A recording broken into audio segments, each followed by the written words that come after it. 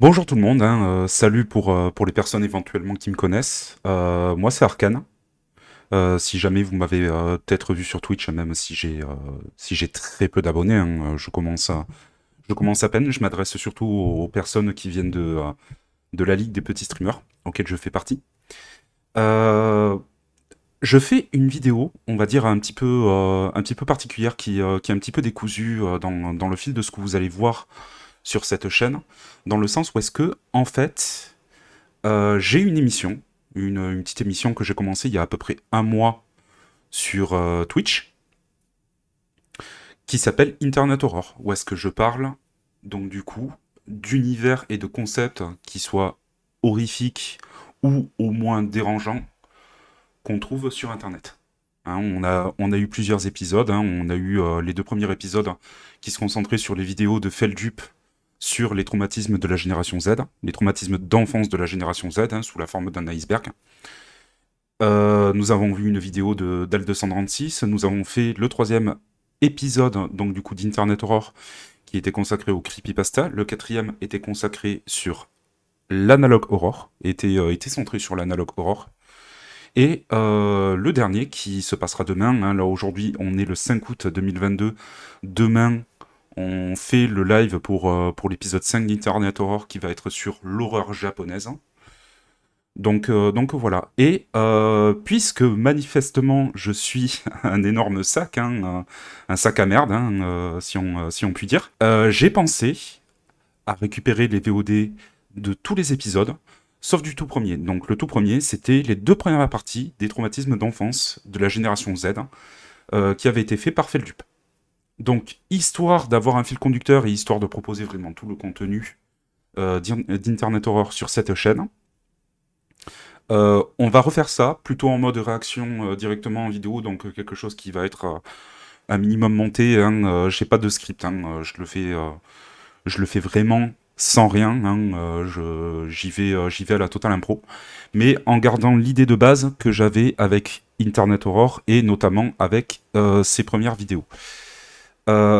Faut savoir donc du coup que vis-à-vis de ça, c'est un petit peu une entrée en la matière, je trouve, les vidéos en trois parties de Feldup.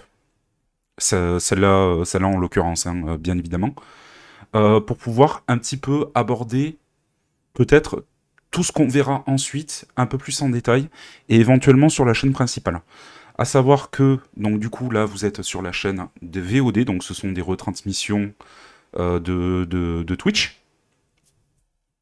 Mais sur la chaîne principale, je compte mettre en place un format de vidéo où est-ce qu'on traitera aussi un petit peu de ce genre de choses.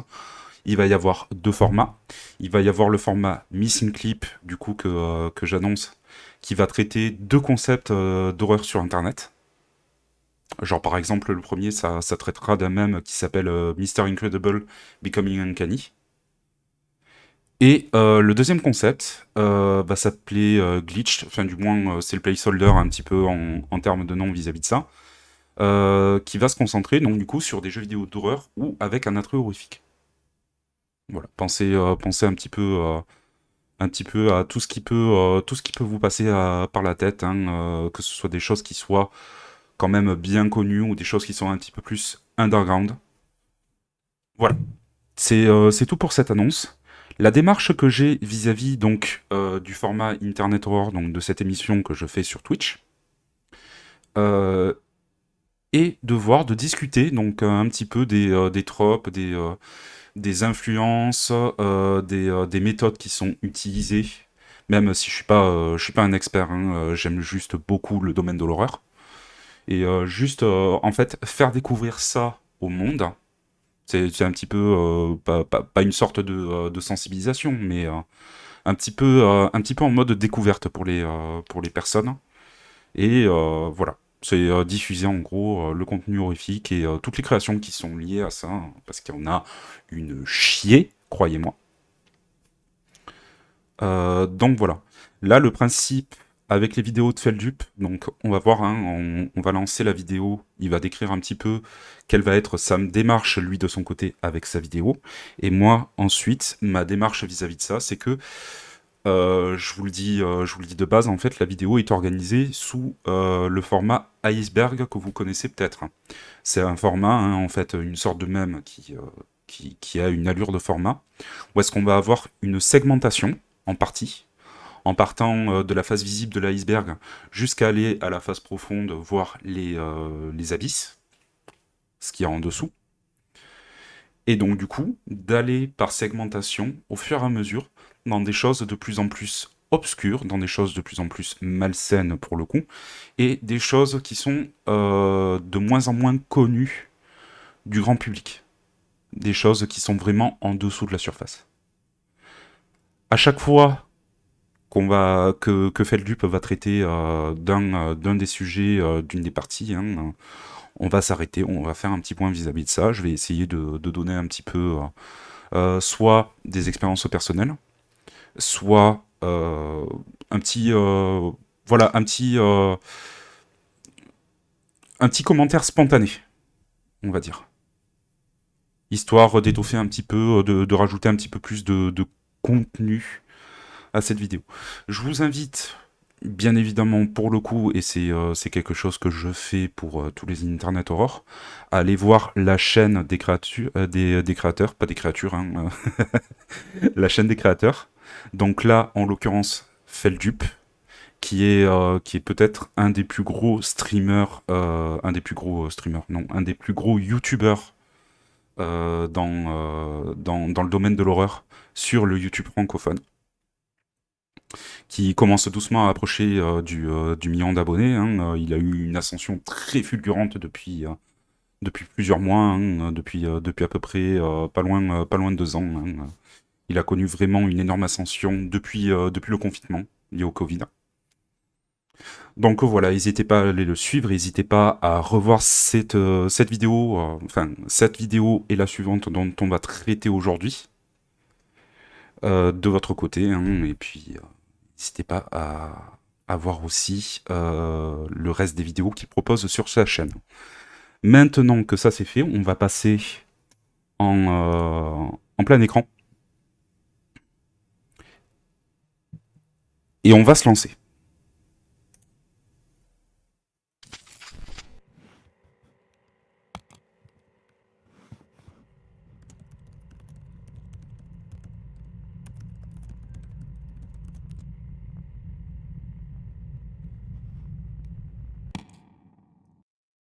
Première question, bien évidemment, est-ce que Internet est dangereux?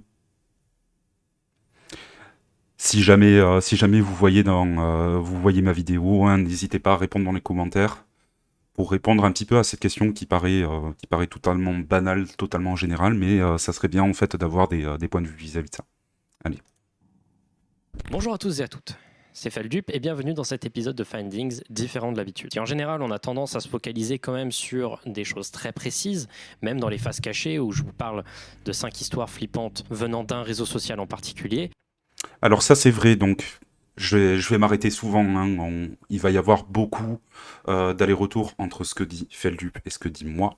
Feldup, une des choses qu'il a fait donc du coup pour son format principal qui s'appelle les Findings, hein, les découvertes donc du coup de contenu d'horreur ou de phénomènes étranges, malsains, dérangeants sur Internet. Euh, un, un des types de ce format qui revient souvent, c'est le fait de faire découvrir des histoires qui incombent un réseau social en particulier, qu'il appelle les faces cachées. Donc traiter en fait d'histoires assez flippantes qui se passent sur YouTube, sur TikTok, sur Reddit et tout ça. Voilà. Je vous laisserai aller y jeter un coup d'œil, hein. Je préviens, on va s'arrêter beaucoup dans ces deux vidéos. On reste toujours focalisé sur quelque chose de précis. Cette fois-ci, on va aller un peu dans tous les sens. J'imagine que si vous regardez cette vidéo, vous êtes probablement de la génération Z, la Gen Z, les gens nés entre 1995 et 2010. Alors, juste vis-à-vis de ça, la définition des générations, génération X, Y, Z, génération alpha, même on parle aujourd'hui pour les personnes qui sont nées un petit peu à l'ère des réseaux sociaux, hein, aux alentours de fin des années 2000, début des années 2010. En fait, les périodes changent en fonction de la définition qu'on veut en donner. Par exemple, moi, il y en a certains... Moi, je suis de 96, pour le coup, j'ai 26 ans. Selon certaines définitions, soit je suis dans la génération Y, mais je pense pas en fait, parce que je suis complètement né avec Internet et j'ai vu le développement d'Internet, donc je suis plus de la génération Z, comme Feldup, mais ça peut changer en fonction, hein. C'est notamment en fait quelque chose qui est utilisé en termes en tant que théorie du management, pour savoir au niveau du travail en fait quelles sont un petit peu les aspirations des différentes générations. Hein. En fonction de la génération, on retrouve quand même un certain comportement chez les gens qui varie. La génération de vos grands-parents, hein, si vous avez à peu près mon âge ou l'âge de Feldup, la génération de vos grands-parents avait en fait une certaine manière de mener leur travail, une certaine manière de diriger leur vie personnelle, leur vie professionnelle. Et avec vos parents, c'est encore différent. Avec nous, c'est encore différent. Et avec les personnes qui nous suivent, la génération suivante, fameuse génération alpha, c'est encore différent. Donc voilà. Là, il dit, je crois, 1995-2010. C'est une définition de la génération Z. Ne vous arrêtez pas spécialement à ça. J'en fais partie, voilà, j'ai 19 ans. Je suis donc en plein milieu de la Gen Z et j'ai eu l'expérience basique de la quasi-totalité des gens venant de cette génération. Quelle est la grosse différence entre cette génération et les précédentes, comme, je sais pas moi, la génération Y, les millennials, la génération X et encore les boomers? La différence, c'est le rapport qu'on a eu avec Internet. On est né dans Internet. Toutes les autres générations ont vu la démocratisation d'Internet en direct. Nous, on est né dedans. Et ça paraît pas, mais ça a changé tout. Je pense qu'on est la génération la plus différente des précédentes, juste parce que le monde a changé tellement vite. Oui, le monde a changé tellement vite, et bien évidemment, Internet a apporté tellement de liberté et tellement de potentiel au niveau de la propagation des informations que ça a absolument rien à voir. Vos parents sont nés avec vraiment... Alors, on était au tout début de l'informatique, hein, Internet existait, mais n'était pas vraiment démocratisé, hein. Internet, c'est vraiment énormément démocratisé à partir de la fin des années 90. Et avant ça, c'était quelque chose qui était, on va dire, plus de l'ordre du prototype qu'autre chose. Vos parents, ou les personnes qui sont nées par exemple dans les années 80, ont été beaucoup plus affectés par la télévision, qui avait une place centrale sur le plan médiatique pour la vie de tout à chacun, hein, bien sûr. Donc voilà, pas la même manière d'apprécier l'information. En 15 ans. Comme beaucoup de gens, j'avais accès à Internet dès genre 6-7 ans, que ce soit à travers des choses que mes parents montraient sur Internet, ou alors juste carrément avoir accès moi-même en utilisant l'ordinateur familial ou ce genre de choses. Moi, ce qui m'intéresse avec cette génération qui a grandi avec Internet, c'est leur culture et particulièrement leur rapport à l'horreur et à l'enfance. Je me pose beaucoup de questions sur qu'est-ce qui a traumatisé notre génération. Quand je parle de trauma, je vais pas parler de choses comme des gens qui ont subi des choses atroces, des choses horribles. Moi, je vais parler uniquement d'un point de vue culturel, de produits culturels, que ce soit dessins animés, films, mais en l'occurrence, et ça c'est la grosse différence entre cette génération et la précédente, et les précédentes en général, les vidéos YouTube, les sites internet, les rumeurs sur internet, toutes ces choses-là sont importantes. Et j'ai envie d'en parler.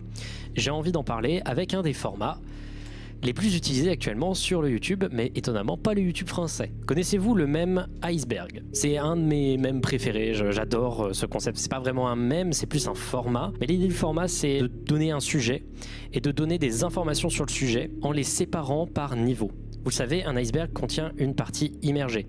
Et souvent, la partie immergée est 1000 fois plus grande que la partie visible. Et plus on plonge profond dans l'iceberg, plus les informations vont être obscures, peu connues du grand public, ou tout simplement flippantes. Juste des choses terrifiantes, qui de plus en plus deviennent dérangeantes.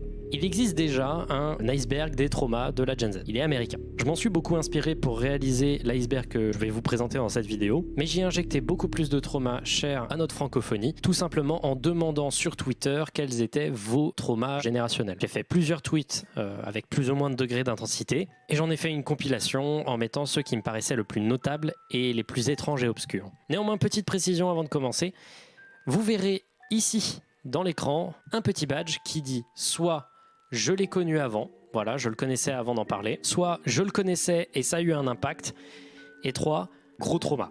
Genre vraiment un truc qui m'a vraiment trauma. Voilà, c'est sympa, comme ça vous pouvez voir des infos sans pour autant que je le dise toutes les 5 secondes. Voilà. J'arrête de vous faire chier avec cette introduction. Voilà mon iceberg des traumas de la Gen Z, partiellement francophone.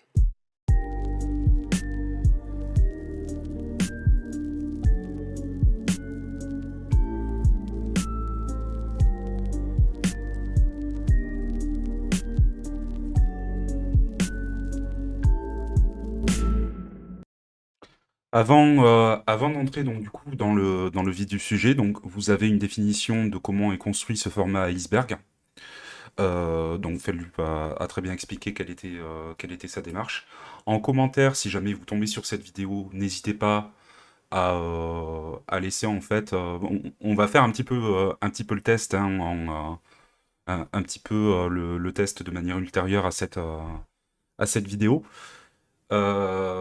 Si jamais vous pouvez mettre un commentaire avec quelque chose, un événement ou un des sujets qui va être abordé dans cette vidéo, donc la vidéo de la première partie et des parties suivantes. Là, on va voir les 2 premières parties pour cette Internet Horror. Mais l'Internet Horror suivant, qui sera posté par la suite, hein, j'ai déjà la VOD pour ça, se consacrera à la partie 3 de cette vidéo. Sur ces 3 parties, n'hésitez pas à écrire dans les commentaires quel est le truc, parmi tout ce qui a été dit, quel est le truc qui vous a le plus marqué, si jamais vous en connaissez, bien évidemment. Voilà.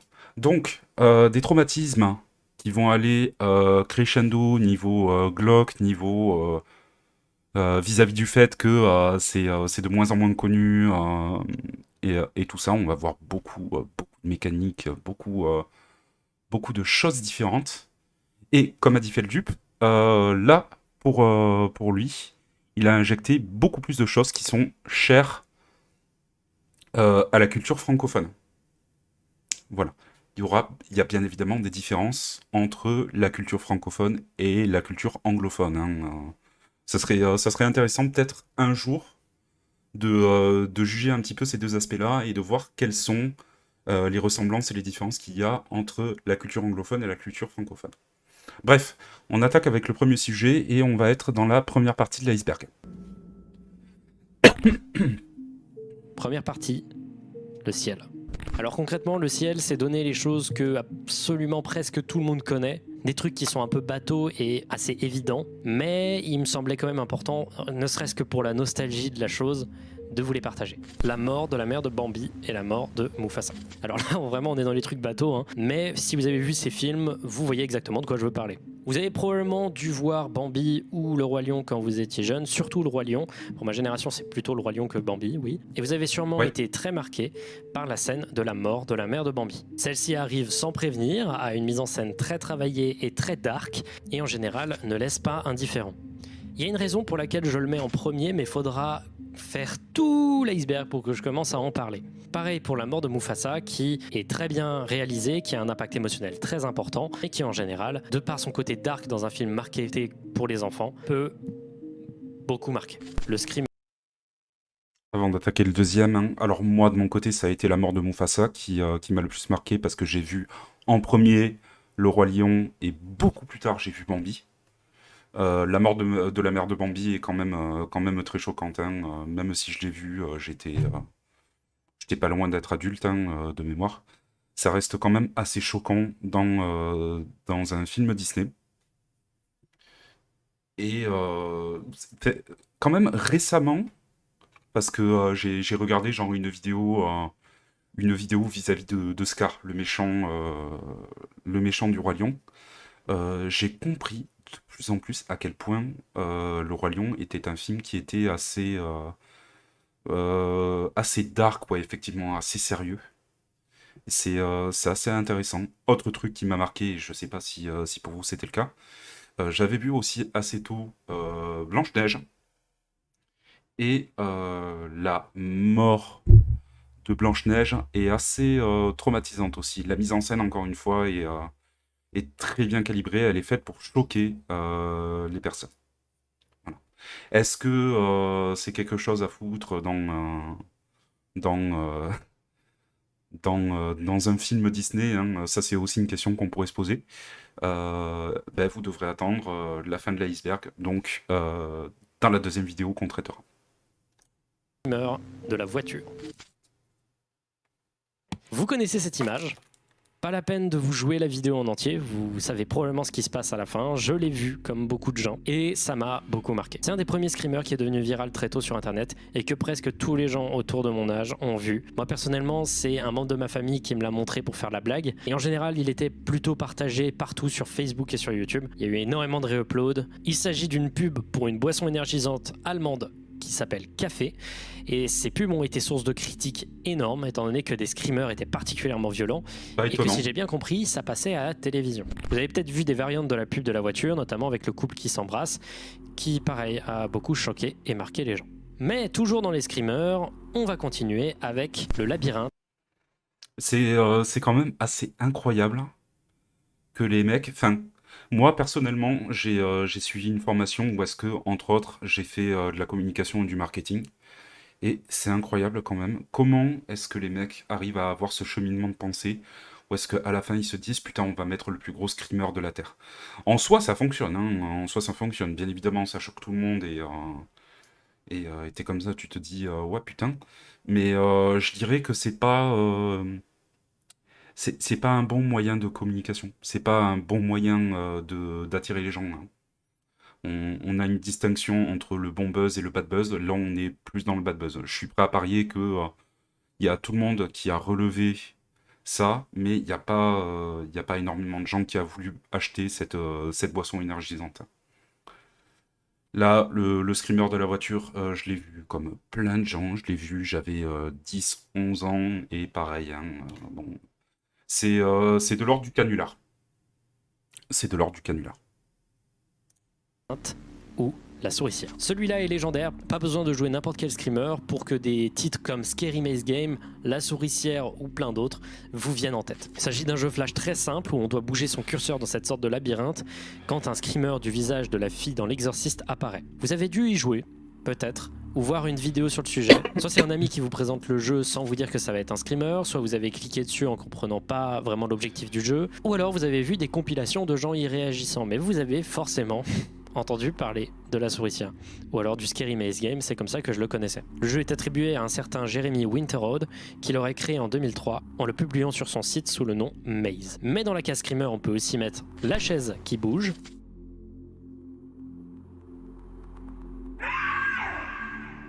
vous inquiétez pas, hein, je vais pas mettre trop de screamers, mais voilà, la chaise qui bouge, un classique, et le mur qui parle.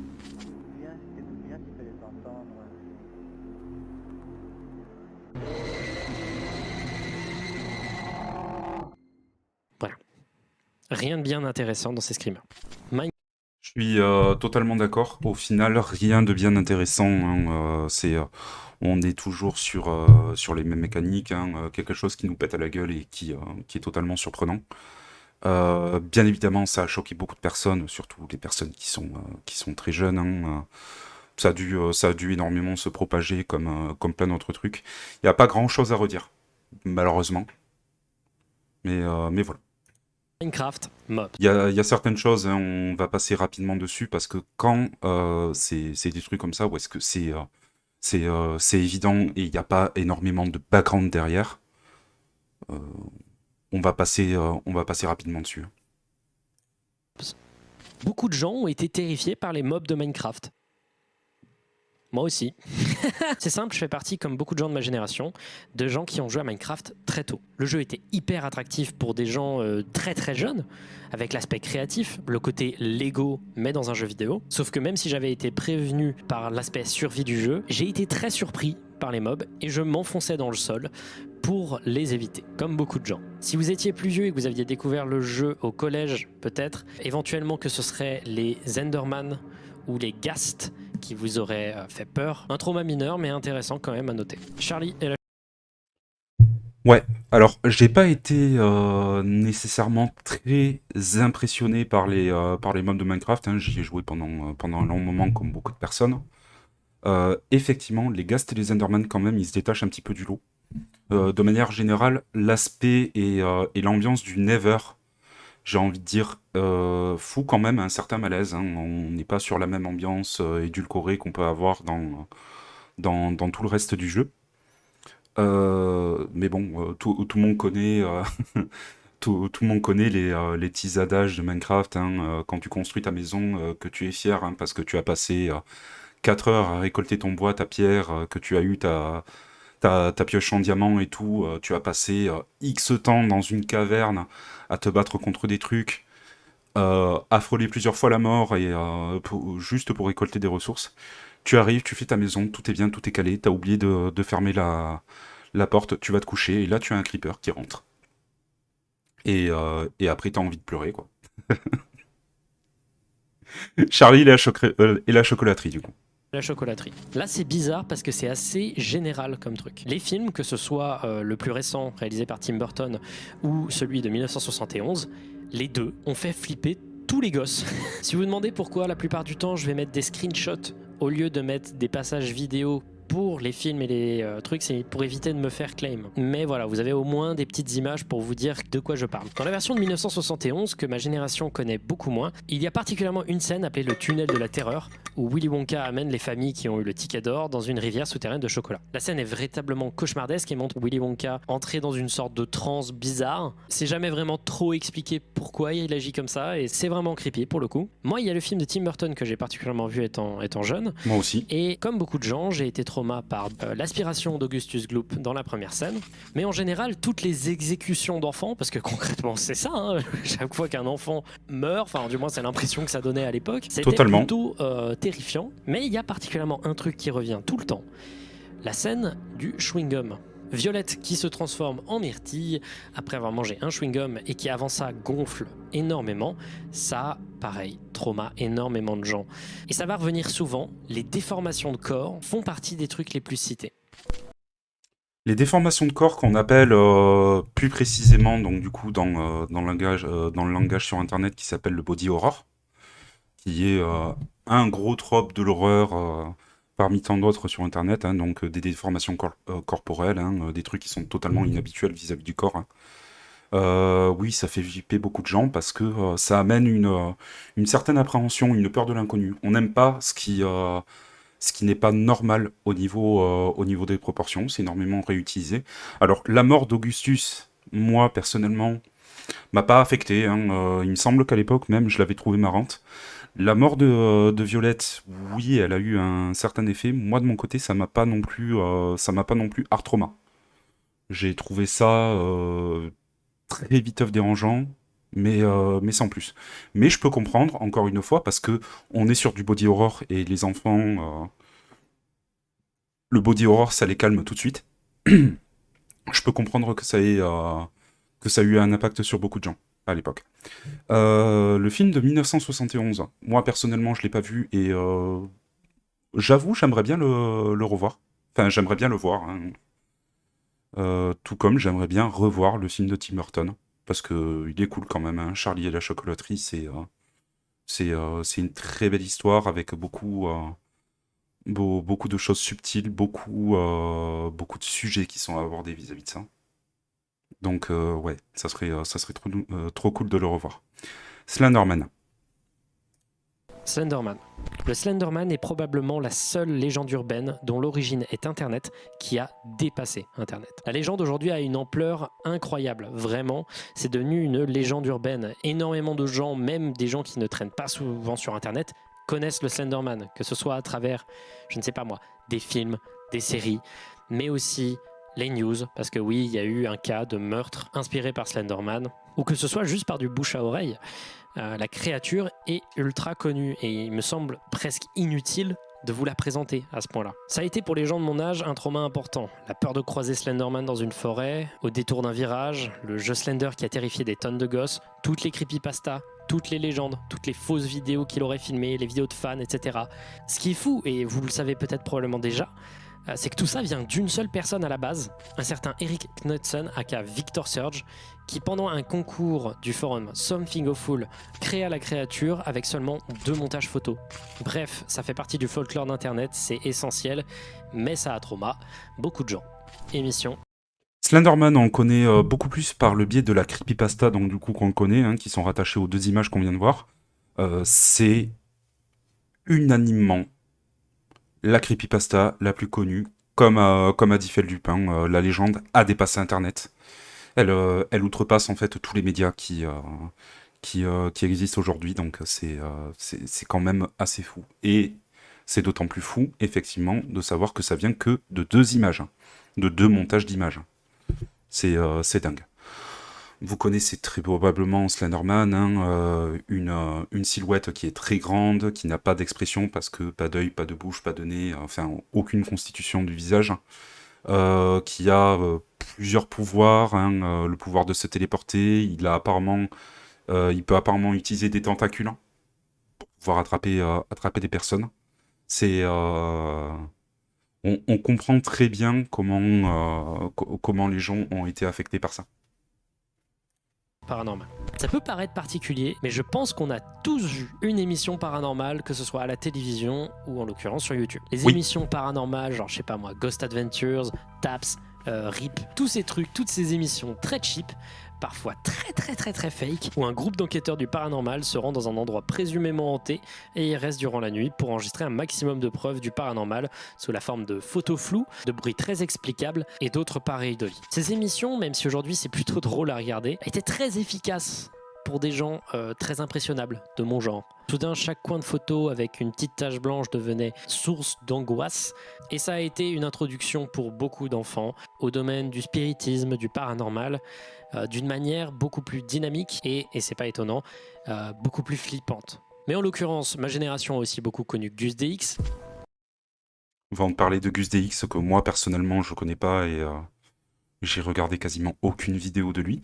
Oui, effectivement, les émissions paranormales, hein, type Chasseur de fantômes, comme il a dit, Taps, hein, Ghost Adventures, je crois, RIP et tout ça.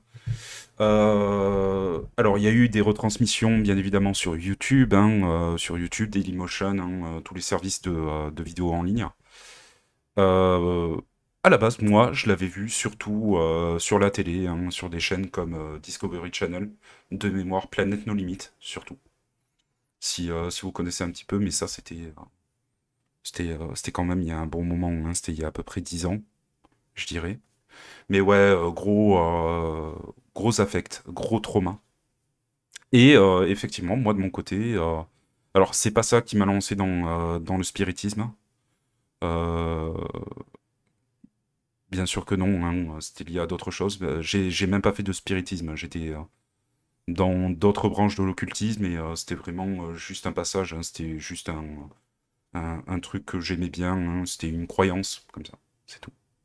J'en ai pas fait, j'en ai pas fait un métier, j'en ai pas fait un, un rythme de vie.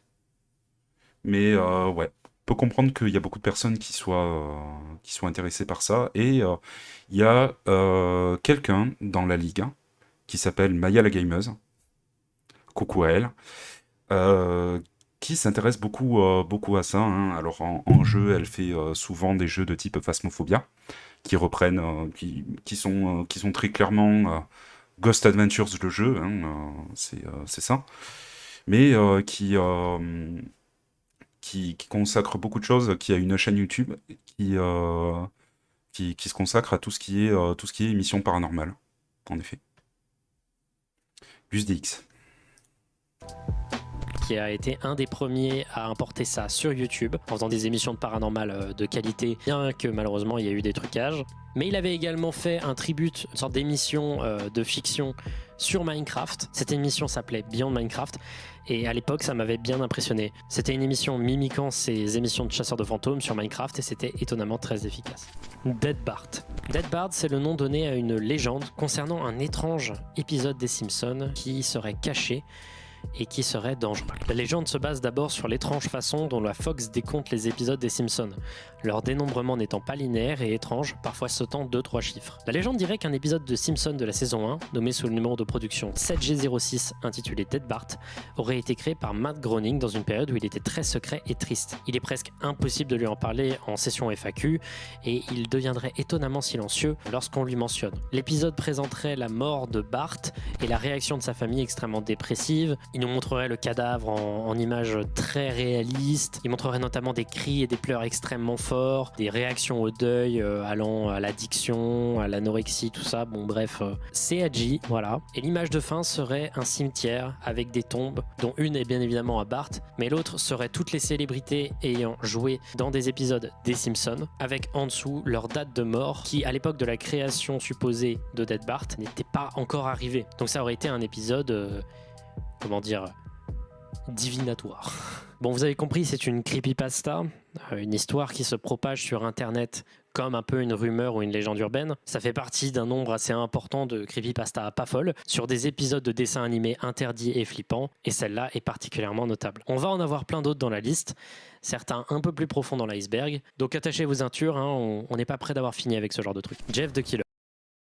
Jeff the Killer qui va être une autre creepypasta. Alors, le principe des creepypasta, comme a dit Feldup, c'est donc du coup des histoires d'horreur qui sont racontées sous la forme de légendes ou de rumeurs qui circulent sur Internet, qui vont utiliser un média. Ça peut être un texte, une image, une vidéo, un jeu vidéo, peu importe. Et qui va utiliser plusieurs mécaniques. Là, on a la mécanique, donc du coup, des épisodes d'un média culturel qui est interdit. Là, pour le coup, un épisode des Simpsons.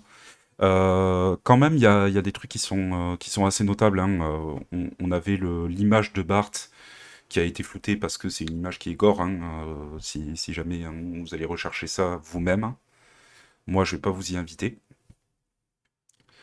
Que moi, j'ai trouvé quand même assez choquant à l'époque. Mais bon, à partir du moment où est-ce que c'est gore, où est-ce qu'on dépeint un cadavre, où est-ce qu'il y a pas d'yeux, ou alors des yeux qui sont totalement révulsés, la bouche apparente, enfin les dents apparentes comme ça et tout. Un aspect très décharné, oui, effectivement, ça fait flipper. Après, quand on prend du recul, c'est vrai que la creepypasta, et comme plein d'autres, la creepypasta de Jet the Killer qu'on va voir juste après, c'est pareil, c'est pas fou, c'est mal écrit, mais à l'époque, les creepypastas ont vraiment eu une grosse propagation à partir de la fin des années 2010, de la fin des années 2000, pardon, et ensuite début des années 2010. Et ça avait énormément son effet, et on en verra d'autres, dont certaines qui, moi, m'ont marqué de fou. Mais voilà, c'est une énorme partie du contenu horrifique d'Internet. Les creepypastas, c'est l'horreur d'Internet par excellence. C'est un des grands trucs d'Internet par excellence. Jeff the Killer, du coup. Toujours dans le domaine des creepypasta, Jeff the Killer est littéralement la chose qui a été le plus mentionnée quand j'ai demandé sur Twitter ce qui vous avait traumatisé étant enfant. C'est une creepypasta se centrant sur le personnage de Jeff, enfant qui à l'âge canonique de 12 ans devient un tueur après l'injuste emprisonnement de son frère Liu à l'âge de 11 ans. Alors vous allez vous demander que fait un enfant de 11 ans en prison, et je vous répondrai que c'est une des creepypastas les moins bien écrites du monde. C'est une catastrophe. Alors pourquoi tant de trauma? Déjà car l'idée d'un tueur collégien dans la rue toujours en train de courir qui te tue en te disant endors-toi pouvait marcher quand on était jeune, mais surtout les images. Il y a des images de Jeff the Killer, en particulier celles-ci qui ont... Alors, je m'arrête donc du coup vis-à-vis de ça. Vous allez supporter cette tronche pendant plusieurs secondes. Désolé. Ouais, effectivement, cette image est très très flippante, mais après, quand on apprend le contexte, en fait, elle devient beaucoup plus marrante, et même quand on le voit sous un certain angle, en fait, c'est tout à fait ridicule.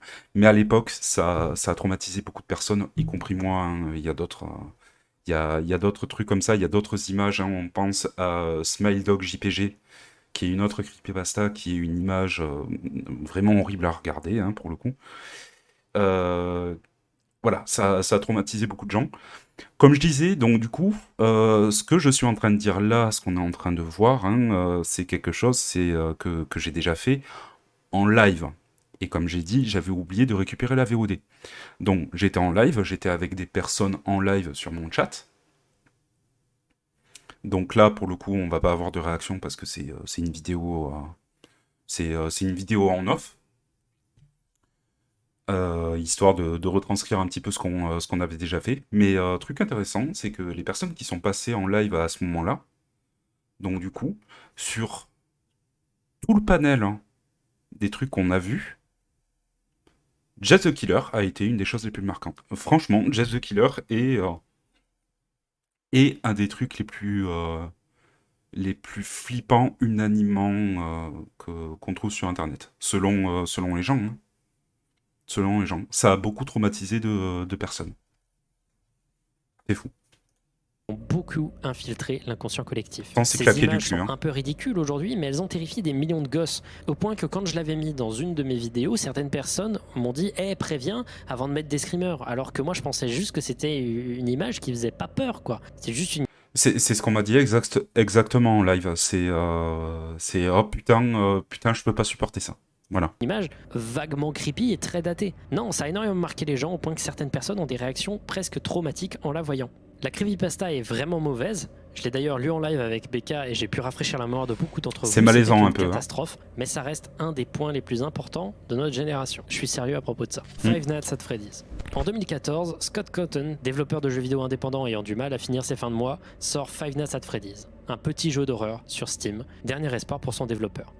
Il ne s'y attendait peut-être pas, mais ça allait devenir l'un des plus grands succès de l'histoire du jeu vidéo, tout court, et une sensation mondiale. Aujourd'hui, le premier jeu est légendaire, et ici je ne parle vraiment que des jeux.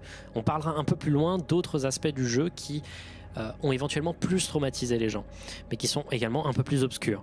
Les jeux en eux-mêmes sont particulièrement flippants. Je trouve que le premier est toujours aussi légendaire, toujours aussi efficace. Les autres, c'est un peu plus anecdotique. Sauf peut-être le quatrième, qui, je trouve, est l'un des plus effrayants de toute la série. Le fait de Ah, devoir se défendre en tant que gardien de nuit dans une pizzeria contre des animatronics visiblement hantés, c'était brillant. Et surtout, il faut mentionner le chara design de ces animatronics, qui est pareil et brillant. En particulier Bonnie dans le premier jeu, qui encore aujourd'hui donne des cauchemars à certaines personnes. Les jeux sont toujours très efficaces et il y a une sorte de réappréciation pour ceux-ci qui réapparaît depuis quelques temps. C'est mérité pour un jeu qui a souvent été associé avec la cringe culture. Et c'est cool de voir des gens pouvoir apprécier un truc sans devoir se forcer de trouver que c'est gênant. SCP. Tellement de choses à dire sur FNAF, hein. Si on devait en parler, il faudrait certainement y consacrer toute une liste d'épisodes, tellement il y a de choses à dire sur cette série de jeux, hein, parce que c'est pas un seul jeu, hein, vous l'avez compris, il y en a plusieurs, hein. Aujourd'hui, le palmarès de jeux est de plus en plus grandissant, il y a des livres vis-à-vis de ça, je crois qu'il y a des séries d'animation qui ont été faites. Enfin, c'est devenu un univers mais gigantesque, un des plus gros univers horrifiques liés aux jeux vidéo qui existent, qui existent tout court, hein. C'est un phénomène mondial, hein, qui a rassemblé une communauté incroyablement grande, qui a alimenté beaucoup de théories, hein. On pense notamment à MatPat de Game Theory qui a fait mais, un nombre incalculable d'épisodes dessus, hein. Il y a bien d'autres personnes qui ont fait ça aussi. Il y a une émulation qui est grandiose, hein. Mais voilà, comme a dit Feldup, hein, c'est à chaque fois qu'on a un jeu vidéo comme ça qui connaît un succès mais sans précédent, bien évidemment, hein, on va avoir une partie de la communauté qui... Ben, comme pour tout, hein, on va avoir une communauté, on va avoir des gens qui sont bien, qui sont réglo dedans, on va en avoir d'autres qui vont partir totalement en sucette, mais on va retenir ceux qui partent en sucette. Hein, on peut parler d'autres trucs comme Undertale, hein, Undertale, gros événement dans les jeux indépendants.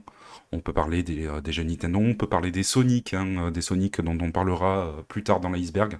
Je sais pas si c'est sur la partie 2 ou la partie 3, Mais il y a beaucoup de trucs à dire et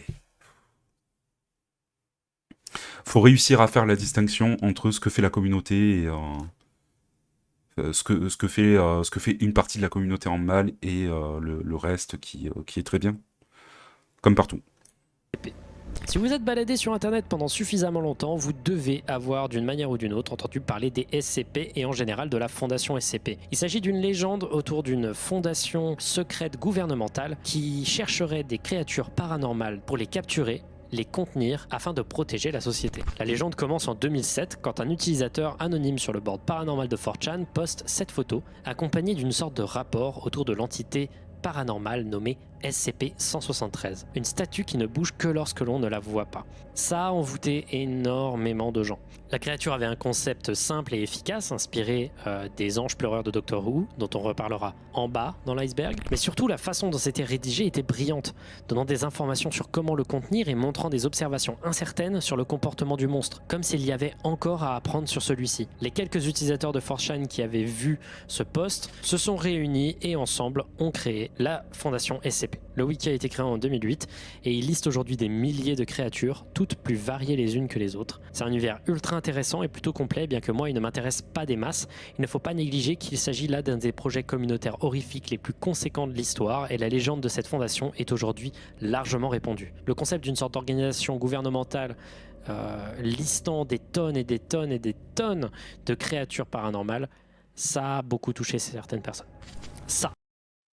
Tellement de trucs, hein. L'œuvre communautaire d'horreur la plus grosse qui ait jamais existé, hein. Ça sans commune mesure, hein. Vraiment sans déconner.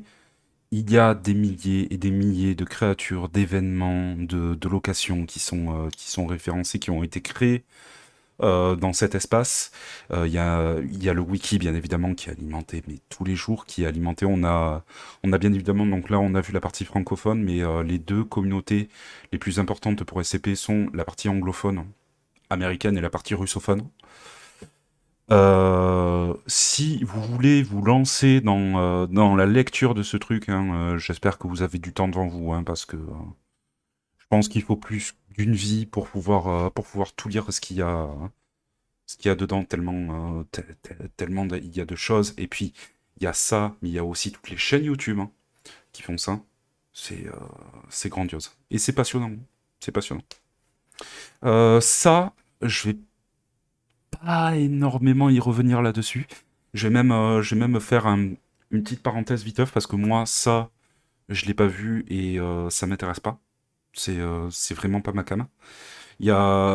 J'ai vu très peu d'œuvres de Stephen King, de manière générale, même des films d'horreur. J'en ai vu que très peu.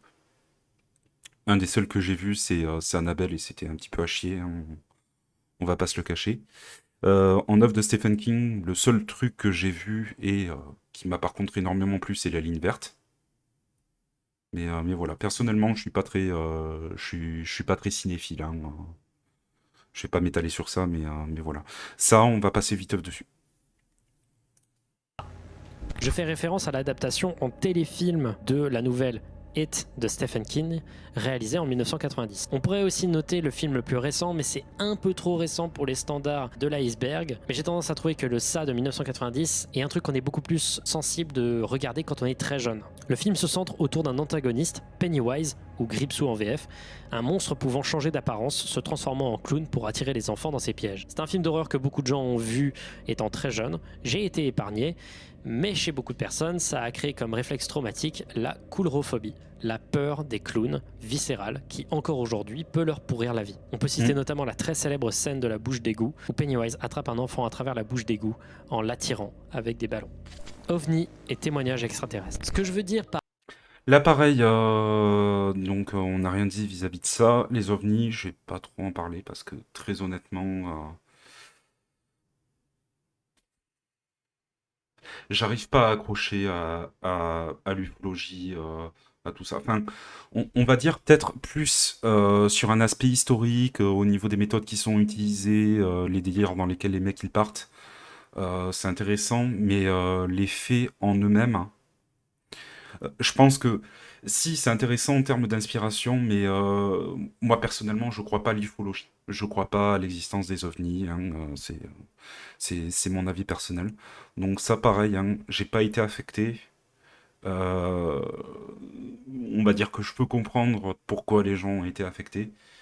J'ai rien à dire dessus, hein. Vous ferez votre propre opinion vis-à-vis de ça, hein. OVNI ou pas OVNI, grosso modo. Par ovni et témoignages extraterrestres, c'est englober toute cette culture des extraterrestres, toute cette culture des émissions, des vidéos sur YouTube mal filmées datant d'il y a 10 ans, de gens qui filment des soi-disant ovnis. Il y a des classiques hein, que vous avez forcément vus, genre je sais pas moi celle-ci.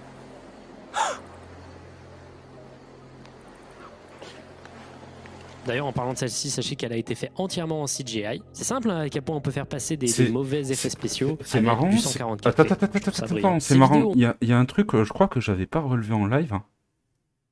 sachez qu'elle a été faite. Si on voit la gueule du truc. Alors, euh, avis perso, s'il y en a qui ont joué à Star Fox Assault sur GameCube, hein, un jeu de la série Star Fox qui est sorti en 2004-2005, ça ressemble à un des mobs qu'il y a dans le jeu, les apparoïdes. On dirait, hein, ça a la forme. Je suis sûr, il y en a un qui est comme ça. Faut que je fasse une recherche vis-à-vis de ça. Attendez 2 secondes.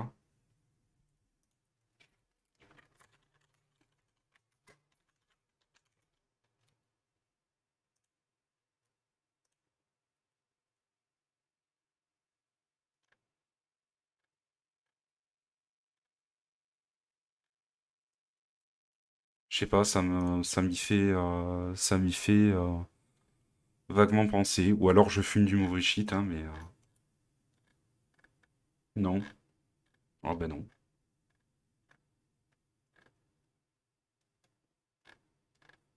Je suis sûr qu'il y en a un qui a plus ou moins cette gueule. C'est le seul truc qui me fait penser à ça. Bref. Entièrement en CGI. C'est simple hein, à quel point on peut faire passer des mauvais effets spéciaux avec du 144p. Je trouve ça brillant. Ces vidéos ont pour moi un côté extrêmement nostalgique. J'adore leur esthétique, surtout ces vidéos found footage d'aliens. Les vidéos sont de très mauvaise qualité et c'est pour ça que ce genre a particulièrement disparu. Car quand YouTube n'était qu'en 240p et 360p, il était beaucoup plus facile de cacher des imperfections After Effects et également ça favorisait énormément la pareidolie. Alors qu'aujourd'hui, faire un fake en HD est beaucoup plus demandant et bien moins convaincant. Je rajoute ici également tous les documentaires qui nous montraient des témoignages de gens ayant vu des extraterrestres, particulièrement les témoignages d'abduction ou d'enlèvement. Je sais qu'abduction est un anglicisme, désolé, qui moi par exemple m'avait beaucoup marqué. Sonic. En vrai, hein, juste vis-à-vis de ça, alors je crois que Facebook aujourd'hui n'autorise plus des trucs qui sont en dessous du si, si, c'est en dessous, mais ça se met pas automatiquement. Je sais pas si on a la possibilité de créer des vidéos qui soient directement en 240p ou en dessous, hein. Mais ça serait intéressant. Peut-être que ça peut redonner une utilisation à Dailymotion, de faire de la création de vidéos d'horreur. Ou est-ce on fait exprès de se focaliser sur l'utilisation d'une qualité de merde, justement pour forcer un petit peu l'imagination des gens, utiliser l'appareil Dolly et tout ça. Sonic.exe, autre creepypasta très connu, qui est sur l'univers de Sonic. Sonic.exe. Sonic.exe est une légende se centrant sur un certain Tom, fan de Sonic, recevant une lettre affolée de son ami Kyle qu'il n'avait pas vu depuis 2 semaines. La lettre contenait un CD et demandait à Tom de le détruire au plus vite sans y jouer. Le CD était une version déformée du jeu Sonic CD intitulé Sonic.exe. Dans le jeu, on ne joue pas Sonic, mais on joue Tails, Knuckles et Eggman, ce qui est très étrange, et on les joue dans des maps très simples, très petites, dans lesquelles leur objectif est de se faire tuer par le méchant Sonic avec des yeux rouges sanglants. Régulièrement, le jeu va s'adresser à Tom et lentement briser la limite entre le jeu et réalité. Une image reste pour beaucoup. À la fin du jeu, après avoir tué tout le monde, cette image de Sonic apparaît avec écrit au-dessus « I am God », littéralement Ouais. « Je suis Dieu ». C'est de la merde, hein, mais Trauma. Pourquoi est-ce aussi haut dans l'iceberg ? Ce que je pense que vous avez pu le remarquer, c'est claquer du cul. C'est vraiment pas Claquer, bien. claquer du cul, ouais. C'est une des creepypastas les plus célèbres pour être une catastrophe se prenant beaucoup trop au premier degré. Néanmoins, il y a des efforts effectués, comme la création d'un jeu vidéo inspiré par l'histoire qui s'avère particulièrement fidèle, et il y a eu plein d'autres variations comme Sally.exe et autres. Le jeu reste Ouais. néanmoins, comme l'histoire, une vaste blague qui a quand même impressionné des enfants jeunes, particulièrement les fans de la licence. La dame C'est peut-être pour ça d'ailleurs hein, que cette creepypasta a autant marché, même si en soi c'est un petit peu de la merde, hein, on va pas se cacher. C'est que on utilise quand même le personnage de Sonic, personnage auquel beaucoup de personnes s'identifient, notamment les enfants, enfin, les personnes qui sont jeunes, les personnes qui étaient jeunes à l'époque, parce que mascotte incroyable du jeu vidéo, hein, un des personnages les mieux identifiables dans l'univers du jeu vidéo depuis que ça existe, hein, grosso modo. Mais voilà. C'est quand même, alors même si Sonic.exe est pas ouf, il y a sur d'autres jeux, sur d'autres licences où est-ce que ça a mieux marché, hein, on découvrira ça plus tard.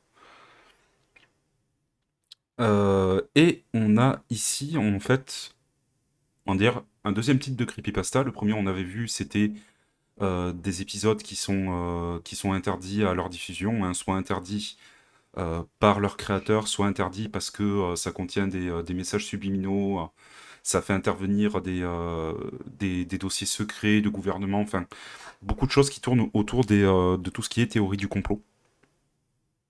Le fait que ça fasse la prémonition de célébrités qui vont mourir et tout ça, chose pour laquelle les Simpsons sont énormément connus, hein. Il y a tout le monde qui se dit putain, ils ont prédit la mort de Michael Jackson et l'arrivée au pouvoir de Donald Trump. Mais voilà, là on a un deuxième trope qui est l'utilisation d'un média qui est corrompu, slash hanté, qui va s'adresser directement au joueur, qui va le menacer. Donc on brise le quatrième mur, on brise la paroi entre la réalité et la fiction. C'est une des manières de voir ça. La Dame Blanche, en fait, tout le monde connaît. Tout le monde connaît et tout le monde voit le concept. Il n'y a pas grand-chose à dire dessus. Moi, je trouve que c'est une légende qui est quand même bien flippante. Parce que beaucoup trop vague, en fait, pour ne pas être... Enfin, le fait qu'elle soit vague hein, crée du stress. Parce que on peut se dire la Dame Blanche peut apparaître à tout et n'importe quoi. Faut savoir que néanmoins, il y a des légendes locales de la Dame Blanche. Hein, à ce qui paraît, à Palavas-les-Flots, du côté de Montpellier, il y a une Dame Blanche qui est dédiée. C'est assez incroyable.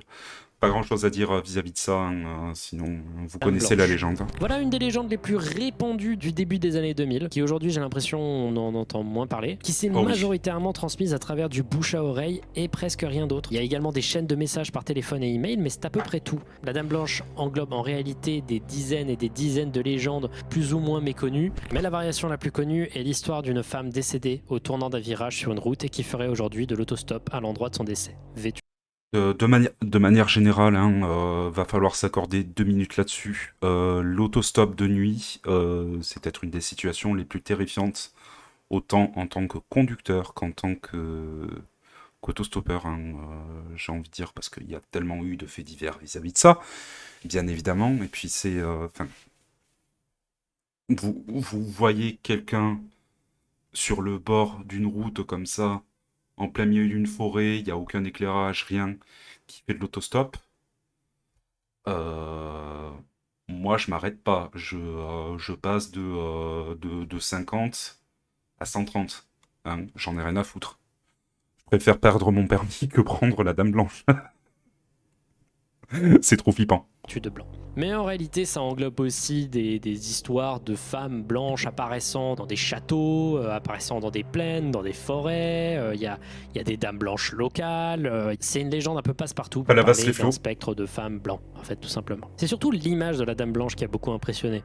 Cette image de spectre fantomatique transparent apparaissant dans le noir, âme en peine Ah recherchant ouais, compagnie oh non. ou revanche. Ah Il non. existe des tonnes de vidéos et de screamers sur YouTube qui ont nourri l'imaginaire de plein d'enfants en primaire et au collège. Il y a plein de vidéos assez virales qui sont apparues en 2009 ou en 2010 autour de la Dame Blanche. Et concrètement, ça a marqué beaucoup de gens. Happy Ah, c'est clair. Tree Friends. Ah. Créé par Ken Navarro, Aubrey Ankrum et Rod Montijo, Happy Tree Friends est une série de dessins animés à l'origine diffusée sur Internet en 2000, puis à la télévision en 2006, qui a eu un succès international dû à son concept assez brillant. Chaque épisode d'Happy Tree Friends commence dans une ambiance plutôt joyeuse, très dessin animé pour enfants, le trait est mignon et enfantin, jusqu'à ce que tout devienne un putain de bain de sang.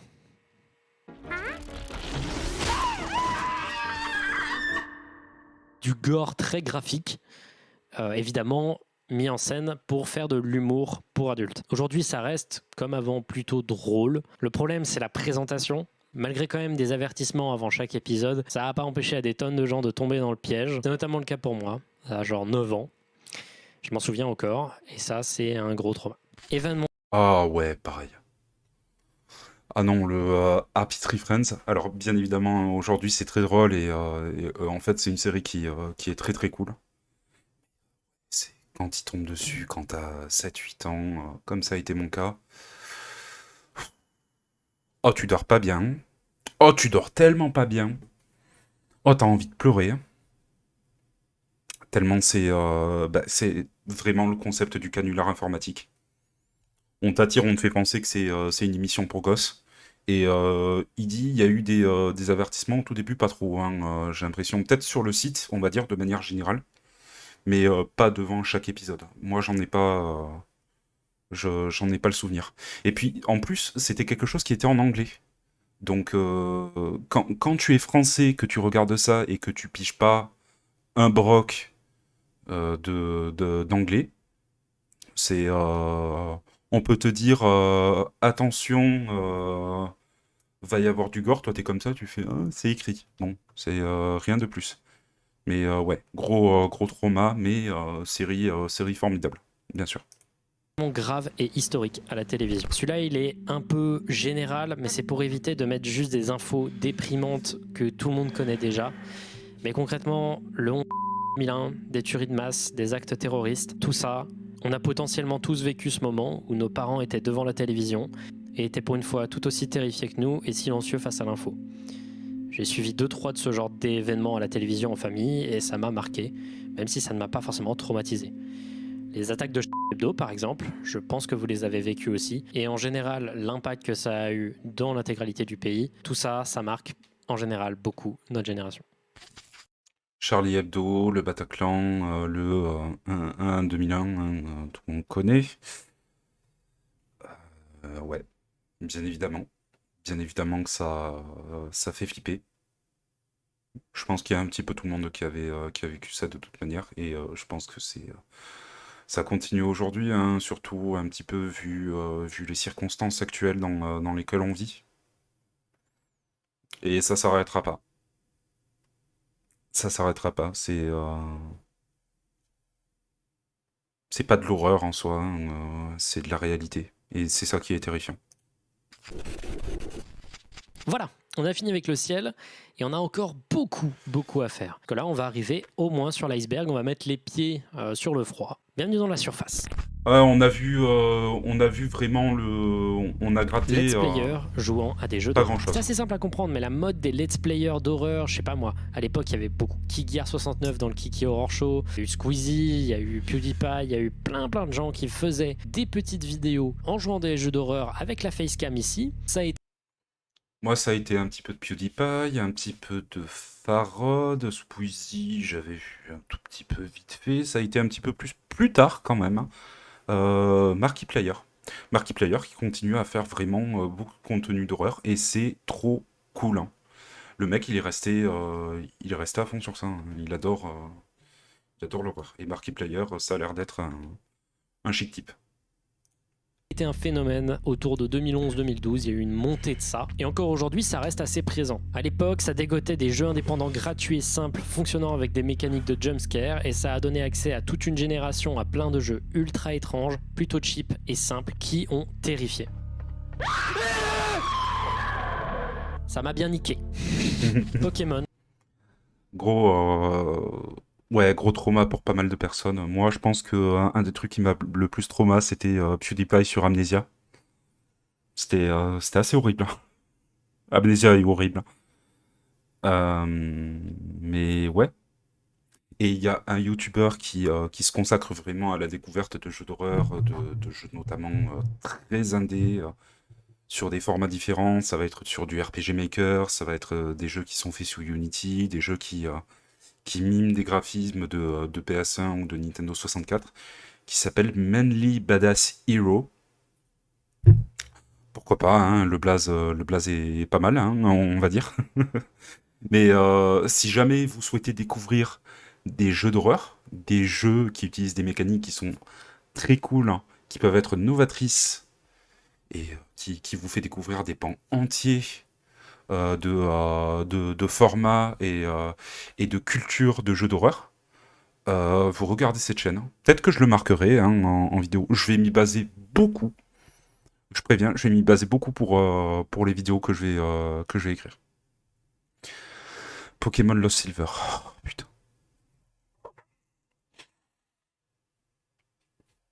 On va attaquer les creepypasta Pokémon qui font partie des creepypasta les plus glauques qui existent, je pense, sur Internet, hein. Lost Silver, c'est un cas d'école, hein. Lost Silver, Lost Silver et tout ce qu'il y a ensuite, hein. Vous pensez Missing No l'avant-ville, hein, qui seront traités juste après. Euh, Oh là là, Pokémon. Les jeux Nintendo de manière générale, en creepypasta, c'est un délire, hein. C'est un gros délire.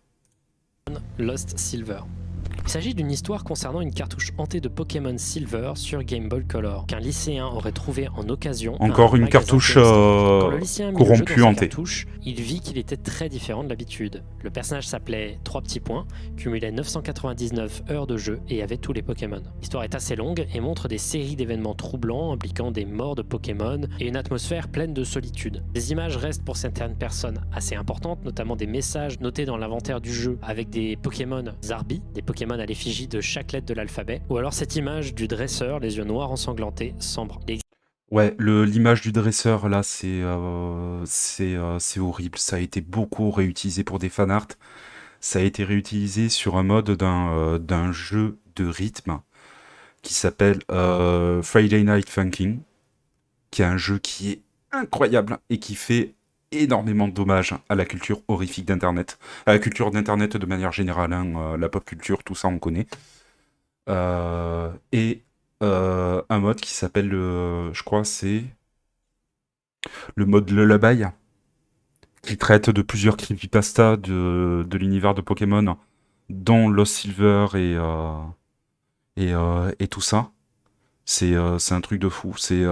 On en parlera une autre fois. On en parlera une autre fois, probablement sur un glitch ou quelque chose comme ça. On en fera le tour parce que c'est incroyable, c'est trop bien. Et ça densifie encore plus le contenu et la présence de ces creepypastas qui sont quand même, mine de rien, vieilles, hein. Ça date de 2010, voire même un tout petit peu avant, je crois. C'est génial. C'est génial. On a aussi... Enfin, il y a plein de trucs, en fait, qui peuvent paraître peut-être éventuellement anodin, mais quand on connaît l'univers de Pokémon, en fait, ça renforce encore plus ce malaise. Là, en fait, le dresseur a un Celebi, donc un des Pokémon qu'il y a, je crois que c'est un Pokémon de deuxième génération, qui n'a qu'une seule attaque. C'est l'attaque Requiem, hein, ou Perish Song en, euh, en anglais. Un Requiem, c'est un chant de mort, hein. C'est un chant qui commémore la mort de quelqu'un. Juste ça, et qui a pour effet dans le jeu lorsque il est balancé, dans 3 tours, les deux Pokémon en place, que ce soit le Pokémon adverse ou ton propre Pokémon, crève. Enfin, dans le jeu, il tombe KO. Là, il crève. Hein. Dans ça, c'est fini. C'est un fan-game du jeu qui est extrêmement fidèle et bien fichu, et malgré l'écriture plutôt mauvaise de l'histoire et un concept assez faible, qu'on lui doit surtout à son ancienneté, hein, ça date de 2010, ça reste une creepypasta qui a marqué beaucoup de gens, Oh mais oui. ce n'est pas la seule creepypasta Pokémon qui a marqué ma génération, et vous voyez déjà de quoi je m'apprête à parler. Le syndrome de l'Avant-Ville. Là, on parle vraiment d'une légende. Hein. Vraiment un truc qui a beaucoup touché certaines personnes. Le syndrome de l'Avant-Ville se focalise sur les jeux Pokémon, les premiers, dans lesquels, parmi les nombreuses villes du jeu, il y a l'Avant-Ville, une ville plus petite avec une atmosphère beaucoup plus sinistre. On y trouve la tour Pokémon, une tour où sont enterrés les Pokémon décédés. Le syndrome de l'Avant-Ville fait référence surtout à une chose, la musique de l'Avant-Ville. Ouais. Cette musique est stridente, triste, sombre et iconique. La théorie dirait que si on écoute la musique de l'Avant-Ville issue des premiers jeux, vraiment des premières versions du jeu, on pourrait contracter des symptômes violents, allant de la migraine à la surdité, à la violence, au suicide et autres causes de mort soudaine. La légende va encore plus loin en y associant notamment des trucs à propos de la route 7 avec un Pokémon nommé Pokémon 731 contenant des images subliminales dans son sprite qui seraient des allusions à l'unité 731, un truc assez vénère que je vous invite à regarder qui s'est passé durant la Seconde Guerre mondiale au Japon. Ouais, on va en parler viteuf. Alors déjà, oui, le syndrome de l'Avant-Ville, c'est un truc, c'est une vraie légende. Hein. C'est pas juste une creepypasta qui a été créée, mais c'est quelque chose qui a énormément circulé. Euh, c'est en fait d'autant plus à la fois intriguant et effrayant quand on sait quelle est la culture au Japon et quels sont les affres qu'il y a dans la société japonaise. Vous n'êtes pas sans savoir qu'au Japon, l'aspect du respect, de la discipline est quelque chose qui est totalement central et qui génère beaucoup de stress au sein de la population. Hein, enfin, vous avez des rythmes de travail qui sont totalement énervés, qui n'ont rien à voir avec ce qu'on connaît en France. Déjà que nous, on en chie, et qu'en Europe même, on en chie un petit peu partout. Au Japon, c'est le niveau au-dessus, hein, c'est plus. Quand on connaît les difficultés de stress, de burn-out qu'on connaît dans le travail, mais aussi à l'école, dans les études et tout ça, le fait que le Japon a le plus haut taux de suicide au monde, ce qui est grave, ce qui, euh, ce qui est vraiment indicateur d'à quel point la société japonaise va mal, de manière générale. On peut se dire, ouais, c'est lié à leur culture et tout ça, mais je sais pas. Et quand on sait tout ça, la légende du syndrome de l'Avant-Ville devient d'autant plus sinistre. On sait quels sont les affects qu'on peut avoir avec une musique. Hein. Je considère que la musique est la forme d'art qui est peut-être la plus expressive. Après, c'est peut-être personnel, hein, mais la musique apporte quelque chose que d'autres trucs ne peuvent pas, je trouve. Et le fait d'avoir, c'est même, il y a même un caractère scientifique derrière ça, le fait d'avoir certains types de notes, certains types d'auteurs de son, certains types de couleurs de son, certains motifs peuvent avoir des effets sur le cerveau, donc ça étoffe encore plus cette légende. Et donc du coup, l'unité 731. Je l'avais lu à l'époque quand j'avais fait le live, hein, c'est une dinguerie monumentale. Hein. Je vais vous montrer ça. On va passer vite sur ça. Hein. Unité 731. Je vous lis juste le début. Hein. L'unité 731, créée entre 1932 et 1933 par mandat impérial, était une unité militaire de recherche bactériologique de l'armée impériale japonaise. Officiellement, cette unité dirigée par Shiro Ishii se consacrait à la prévention des épidémies et la purification de l'eau. Hein, prévention des épidémies, purification de l'eau, hein, bien sûr. Mais en réalité, elle effectuait des expérimentations sur des cobayes humains, comme des vivisections sans anesthésie ou des recherches sur diverses maladies comme la peste, le typhus et le choléra, en vue de les utiliser comme armes bactériologiques. Les expérimentations bactériologiques pratiquées au Manchukuo, notamment par largage aérien, ont fait entre 300 000 et 480 000 victimes. Ce que c'est bon pour vous, là, déjà. Hein. L'unité 731 est aujourd'hui reconnue responsable de crimes de guerre et de crimes contre l'humanité. L'État japonais ne reconnaît son existence que depuis 2002. Il a fallu attendre 70 ans pour qu'il y ait une reconnaissance de l'État japonais.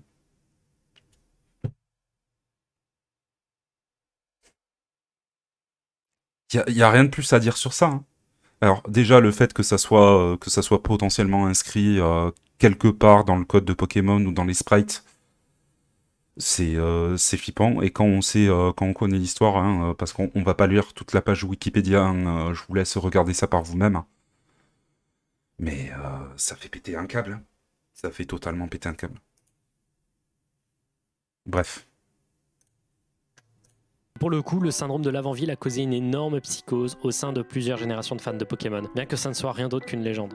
Mais le syndrome de l'Avant-Ville fait aussi référence à un autre truc traumatique de l'enfance des joueurs de Pokémon, Missing No. Missing No est un Pokémon bug du jeu. Comment ça fonctionne? Dans Pokémon, tous les Pokémon ont assigné à eux un nombre appelé ID. Or, il n'y a que 151 Pokémon dans le premier jeu de Pokémon, mais l'ID est un chiffre qui ne peut aller que de 0 à 255. Avec toutes les versions de différents Pokémon, on n'arrive quand même pas à boucher les trous. Il reste en effet une cinquantaine d'idées qui ne sont assignées à aucun Pokémon. Pour éviter des bugs et des crashs, si quelqu'un arrive sur ces emplacements par erreur ou par volonté, on comble le jeu avec des tonnes de Pokémon appelés Missing No, soit Missing Number, les nombres manquants qui occupent les places non utilisées du chiffre des ID. Or, voici l'apparence de Missing No. Et il existe des techniques pour obtenir le Pokémon qui sont assez complexes et intéressantes. C'est cette atmosphère de mystère, de bugs et d'étrangeté quand on arrivait à atteindre ces Pokémon bugs qui étaient particulièrement grisantes et creepy. Il existerait également... C'est quelque chose qui est réutilisé notamment dans ce qu'on appelle les ARG, les Alternate Reality Games. Où est-ce qu'on peut avoir des images comme ça qui peuvent paraître totalement brouillonnes, mais qui vont nécessiter en fait une certaine clé de décryptage, une certaine méthode en fait pour pouvoir les déchiffrer et les reconstituer ensuite. Et apparemment, c'est quelque chose qu'il y a dans Pokémon, dans les premières versions de Pokémon.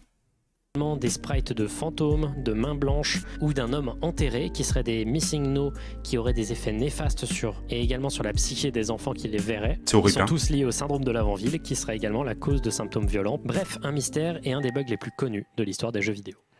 C'est horrible. Hein. Missing No, hein, ça aussi c'est un nom d'office. Hein. Imaginez si c'est quelque chose qui existe, hein, parce que là on est dans le registre du syndrome de l'Avant-Ville, hein, on est dans la légende urbaine et tout ça, donc on peut pas encore vérifier si c'est réel ou pas. En fait, il faudrait qu'on prenne une émulation, une cartouche de Pokémon Rouge-Feu et tout ça, et vraiment d'essayer de voir si ces putains de sprites existent et si on peut les reconstituer. Mais si c'est le cas, j'imagine en fait, il a dû y avoir bien évidemment des gosses qui étaient juste ultra curieux, hein, qui ont énormément adoré le jeu, qui voulaient énormément découvrir de choses, qui se sont intéressés à l'informatique et tout ça, et qui se sont dit putain, il y a des sprites, tiens, je vais rechercher un petit peu sur internet ce que ça veut dire parce que ça me paraît bizarre. Et puis là, il tombe sur un forum et il y a des gens qui lui expliquent que ah oui, si on utilise une clé de décryptage ou une quelconque méthode, on peut peut-être reconstituer ça. Imaginez le gosse, il fait ça, hein, les gosses sont capables de tout. Le gosse, il fait ça, il tombe sur la main coupée, sur le fantôme, sur l'homme qui est enterré vivant, il tombe sur l'écran de fin, là, comme ça, qui est dégueulasse au pas possible. Au secours! Au secours! C'est... je peux pas imaginer à quel point ça doit infliger mais un trauma sévère. SCP Containment Breach.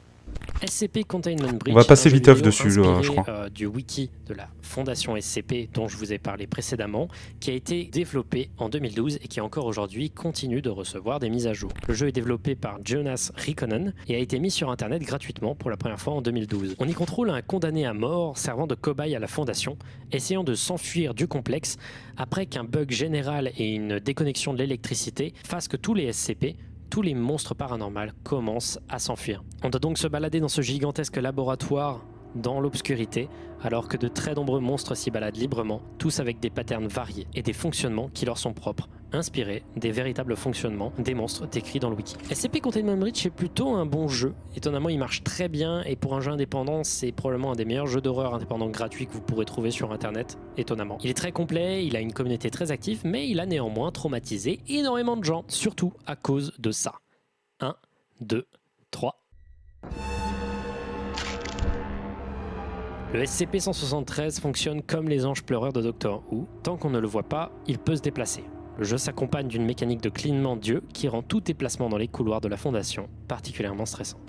Ah, ça doit être bien affreux, hein. Il me semble qu'il y a d'autres personnes qui sont en train de bosser sur un autre jeu SCP. Bah, il y en a plein, hein, mais il y en a un assez gros, je crois, qui va arriver d'ici pas trop longtemps, peut-être. Ce serait intéressant à voir. Rien de plus à dire, hein, vous avez compris tout le concept de SCP Containment Breach. Il n'y a pas besoin de développer, surtout vis-à-vis du SCP-173. Voilà, voilà. Coraline. Coraline. Coraline est un dessin animé en stop motion que beaucoup de gens de ma génération ont vu, que j'ai vu que récemment, et je vais juste vous demander d'aller regarder Coraline.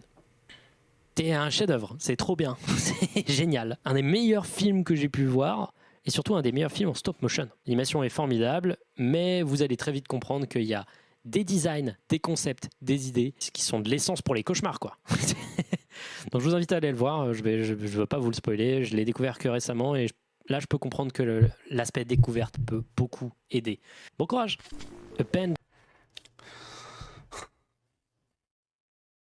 Avant de parler de cette atrocité. Bon, Coraline, hein, ok, très bien. Moi, j'aimerais bien aller le voir, hein, j'aimerais bien me le mater un jour. Mais ouais, il y a beaucoup de trucs. Le stop motion, c'est de l'essence pour les cauchemars, hein. Enfin, c'est propice à du cauchemar, hein, du cauchemar tiers. Bon, rien de plus à dire, encore une fois. Là, par contre, on va dire beaucoup de trucs. Même là, même là, j'ai pas envie. Abandoned by Disney. Abandoned by Disney est une légende disant que Disney avait fait un parc en Amérique séparé de Disney World et Disneyland, appelé le Palais de Moogie. Ce parc... Alors, pas... Oh putain, Mickey casse-toi, hein, au bout d'un moment. Mais toutes les creepypastas, tous les trucs qui sont liés à Disney, là aussi, c'est comme les trucs liés aux jeux vidéo. C'est un cauchemar. Faut arrêter au bout d'un moment. Faut arrêter de faire des trucs sur ça, parce que moi, j'aimerais bien dormir, en fait, un jour. Ça serait pas mal. Le sommeil, à ce qui paraît, c'est important. Aurait causé des pertes monumentales d'argent pour Disney de par son annulation inexpliquée. Ce parc aurait disparu de la pensée des gens, devenant une sorte de légende dont très peu auraient entendu parler, devenant un secret bien gardé par Disney. Le creepypasta est écrit par quelqu'un prétendant être allé dans le lieu abandonné dans lequel il trouva les vestiges de cette... Bah déjà, hein, et c'est quelque chose qui est décrit, et je crois que c'est cette image, hein, elle est récupérée. Mais ce genre de lieu,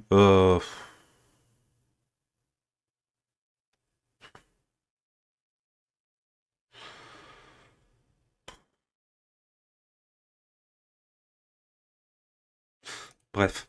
cet endroit luxueux, parsemé de pancartes nommées Abandoned by Disney, littéralement abandonné par Disney. L'histoire dit qu'il y entendait des bruits étranges, des murmures, des voix, que l'ambiance en général était très lourde et très décrépite, pour enfin, en arrivant dans une pièce, tomber sur un ancien costume de Mickey avec des couleurs inversées, qui se lève soudainement avant de retirer sa propre tête, laissant s'écouler une sorte de liquide jaune, comme du sang. Non, reviens viteuf sur cette image du démon là.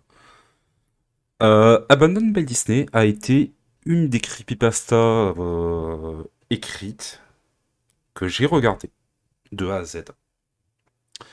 Et d'avoir déjà cette description qu'il y a au niveau du texte, hein. Parce que globalement, cette creepypasta s'en sort quand même relativement bien dans l'ensemble. Mais cette image, hein, cette image m'a trauma as fuck. Cette image m'a trauma as fuck. Je suis sûr que je la regarde pendant 3 plombes là. Je reste comme ça. Je me dis, je vais me coucher maintenant. Je vais attendre 3 heures avant de m'endormir. Je hais cette image, dans le bon sens du terme, parce qu'elle me fait peur. mais je déteste au plus profond de mon être cette image. C'est pas possible. C'est pas possible. Ce genre de truc, avec un négatif, avec une décapitation, c'est pas possible. Le fait d'enlever sa tête comme ça et tout, de sa propre volonté, hein, c'est quand même le noter quelque part. Non, c'est non. C'est non. Qui se lève soudainement avant de retirer sa propre tête, laissant s'écouler une sorte de liquide jaune, comme du sang. Va te faire foutre, L'histoire est Mickey. plutôt bien écrite en réalité, et l'ambiance est plutôt bien réussie, surtout dans la partie urbex, même si je trouve que ça baisse en qualité au fur et à mesure qu'on avance dans la lecture. Mais tout est complètement faux. C'est une creepypasta, le palais de Mowgli n'a jamais existé, Oh, et c'est rien dans pareil, ça, l'histoire ne non. s'est réellement passé. Mais le mystère d'un parc hanté, inconnu de la conscience des gens, qui aurait été caché par l'une des plus grosses entreprises du monde, contenant des fantômes étranges et des monstres, était plutôt grisante pour l'époque. Il y a eu une sorte aussi de réécriture, on va dire, ou peut-être de sorte de suite spirituelle à cette creepypasta.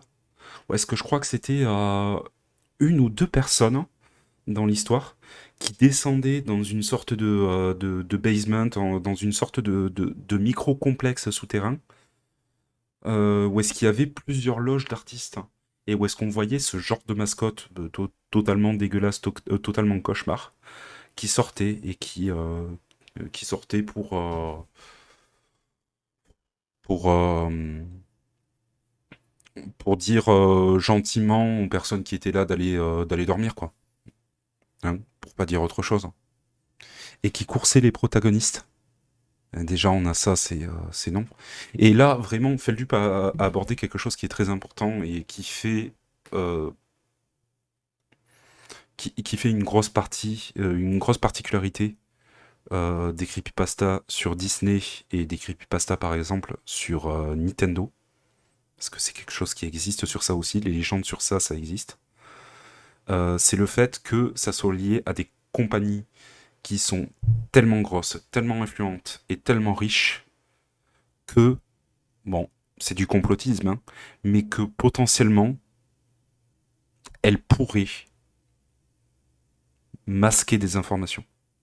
Elles pourraient totalement brouiller des pistes. Faire en sorte que rien ne s'ébruite et que... et ça renforce encore plus ce truc de, mais ce qu'on recherche, en fait, est d'autant plus interdit. Parce qu'on sait que déjà, ce qu'on va affronter, il y a des horreurs dedans. Si on prend la creepypasta Abandoned by Disney. On va dans l'ancien palais de Mowgli, on a des horaires comme ça qui nous attendent. Mais si on en réchappe vivant, en plus, si jamais Disney apprend qu'on est allé là-bas, on va se faire soulever comme jamais. Et ça, c'est super intéressant. Harry Potter 3. Ça peut paraître particulier, mais Harry Potter 3 est sorti un nombre incalculable de fois quand j'ai posé des questions à des potes Pas de mon et côté. sur Twitter. Au début de Harry Potter 3, on peut retrouver Harry dans la famille des Dursley. Ouais. Harry Potter 3, alors j'ai vu jusqu'au 4, en gros. Les autres, j'avais vu la première partie du 7 et je m'étais fait chier. Harry Potter 3, j'avais pas énormément souvenir de ça. J'ai un mauvais souvenir enfin un mauvais souvenir. J'arrive pas à bien me souvenir de ce qui se passe dans les Harry Potter. Ça, pour le coup, je m'en souviens pas. Donc c'est peut-être que vous, ce qui va être décrit, ça vous a trop main. Moi non. D'habitude, ils harcèlent et se moquent d'Harry. Cette fois-ci, ils ne sont pas seuls, il y a également le personnage de la tante Marge qui insulte Harry et sa famille. Et arrive donc une scène qui a traumatisé beaucoup d'enfants. Harry s'énerve et jette un sort à la tante Marge, qui se met à gonfler et qui devient littéralement un ballon. Encore une fois, les déformations du corps sont extrêmement marquantes pour les enfants. Le body Pour un horror. gosse, c'est du putain de body horror. Quand je mentionne cette scène à des gens de mon âge, nombreux me disent que comme moi, c'est une scène qui leur est restée en tête pendant la nuit. Pour moi néanmoins, c'est pas le truc le plus terrifiant. Pour moi, dans Harry Potter 3, il y avait la scène dans le bus que je n'arrivais pas à regarder sans angoisser. Je ne sais pas pourquoi, les déformations de l'image, cette tête bizarre. Je n'y arrivais pas. Je n'y arrivais pas et ça me terrorisait. Je m'en souviens pas. Mouse. Ah, eh ben, la deuxième grosse creepypasta sur Disney et sur Mickey, hein, encore une fois Mickey qu'on embrasse, hein, mais Mickey, au bout d'un moment, faudrait peut-être penser à aller se faire foutre, mon gars. Hein? Sweet and Mouse, c'est encore une autre de ces légendes d'épisodes de dessins animés qui ont été interdits et enlevé du grand public parce qu'il serait soi-disant dangereux. Le short créé par Walt Disney serait plutôt obscur et quasiment perdu. Il s'agirait d'un cartoon à l'ambiance beaucoup plus dépressive que d'habitude. Il montrerait une boucle simple de Mickey marchant derrière un fond de ville très banal, sans le moindre son à l'exception de sortes de touches de piano aléatoires et étranges. La vidéo dure quelques minutes avant de faire un fondu au noir. La vidéo de la légende apparemment continuerait sur un fond noir jusqu'à la 6e minute, où l'écran noir s'arrêterait pour venir sur un plan de Mickey marchant avec en arrière-plan des pleurs étouffés. Au cours du temps, les pleurs étouffés se transforment en cris, saturant complètement l'espace audio, avant que l'épisode se termine brutalement, avec l'habituel visage de Mickey de fin de cartoon, mais avec un texte différent en russe disant « Le spectacle de l'enfer ramène ses voyeurs là-bas ». Il aurait causé des tonnes de suicides et causerait le licenciement de tout employé de Disney essayant de s'en procurer une copie. Heureusement, c'est qu'une rumeur, et que ce n'est qu'une creepypasta, ça n'a jamais existé. Mais je me souviens comme beaucoup avoir vu des vidéos de Mouse dans le style, dans mes recommandés, et j'avais vite fait un peu d'angoisse rien qu'en voyant la miniature, ayant peur que quelque chose d'étrange, ayant peur de me suicider à cause de cette vidéo, mais non, vous inquiétez pas, il n'y a pas de problème. Les frères Grimm, on passera vite dessus parce que perso je connais pas, donc je peux pas décrire. Suicide Mouse, par contre, gros trauma aussi à l'époque. Je l'avais vu. Chose qui a noté, c'est qu'il y a tout un univers qui s'est construit autour de ça. Alors on est encore dans une creepypasta, ou est-ce que c'est un épisode qui est interdit parce que ça pourrait être répréhensible d'une quelconque manière vis-à-vis de Disney.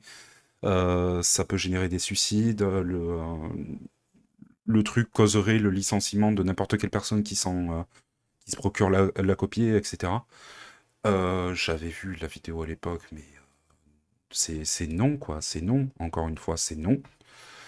Très flippant. Une variation qu'il a montré en deuxième partie, où est-ce que c'est beaucoup plus simple, c'est beaucoup plus pixelisé. On a des screamers qui sont dedans. Ça, pareil, ça a traumatisé beaucoup de personnes. Et on a un jeu vidéo Suicide Mouse qui a été créé. Où est-ce que c'est pareil? Où est-ce que en fait le but c'est de buter, de faire se suicider Mickey de toutes les façons possibles et imaginables. Ce qui est horrible. Ce qui est horrible. Donc voilà, Suicide Mouse, pas grand chose à redire dessus, si ce n'est que moi ça m'a niqué et au bout d'un moment, faut arrêter. Frères Grimm de Terry Gilliam.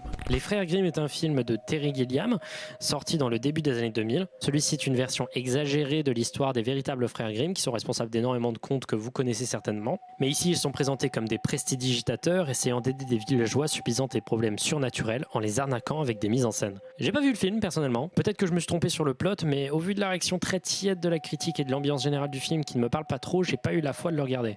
Néanmoins, il y a un truc en particulier qui a traumatisé un paquet de gosses, ce cheval. Si j'ai bien compris, il s'agit d'un cheval qui peut tirer avec sa bouche des toiles d'araignée dans lesquelles il peut enrouler un enfant avant de le manger. Et le plan où l'ombre du cheval appelle quelqu'un, ça a marqué beaucoup de gens. Don't Hug Me, I'm Scared. Don't Hug Me, I'm Scared est une web-série étrange créée par Becky Sloan et Joe Pelling. Celle-ci a commencé en 2011 avec un pilote qui, j'imagine à la base, n'avait aucun espoir de se transformer ensuite en série. Ce pilote est très vite devenu viral de par son concept plutôt génial et sa réalisation plutôt brillante. L'ambiance de Don't Hug Me, I'm Scared s'inspire des shows pour enfants comme Sesame Street et autres, avec des poupées et personnages en costume. Tout comme ces émissions, la vidéo montre une chanson censée apprendre aux enfants à être créatifs, chantée par un bloc-notes avec des yeux. L'ambiance de la vidéo est étrange, un peu malsaine, avec des moments dans la chanson qui sont un peu particuliers. C'est spécial. Puis soudainement, sans prévenir, la vidéo devient un cauchemar vers la fin. Ça devient plutôt sanglant et créatif. Comme beaucoup de personnes, j'ai vu cette vidéo sans savoir à quoi m'attendre et ça m'a terrifié pendant plusieurs nuits. Don't Hug Me, I'm Scared deviendra très vite une série brillante que je vous invite à regarder vraiment, parce que Don't Hug Me, I'm Scared, c'est incroyable. Les épisodes, tout ça, tout ce qui a été créé. Et c'est plutôt facile à comprendre et c'est même plutôt catchy, les musiques étant plutôt marrantes. Dining Room. On va se noter ça de côté, hein. On regardera ça une autre fois pour un Internet Horror, pour un autre épisode d'Internet Horror. There is Nothing. Il s'agit d'une vidéo créée par David Earl, un artiste irlandais montrant une femme dans une salle à manger avec un feu derrière. Elle dit d'abord quelque chose d'indiscernable, puis plante sa tête dans l'assiette. Le plan dézoome, puis rezoome alors que la femme relève la tête et dit « There is nothing ».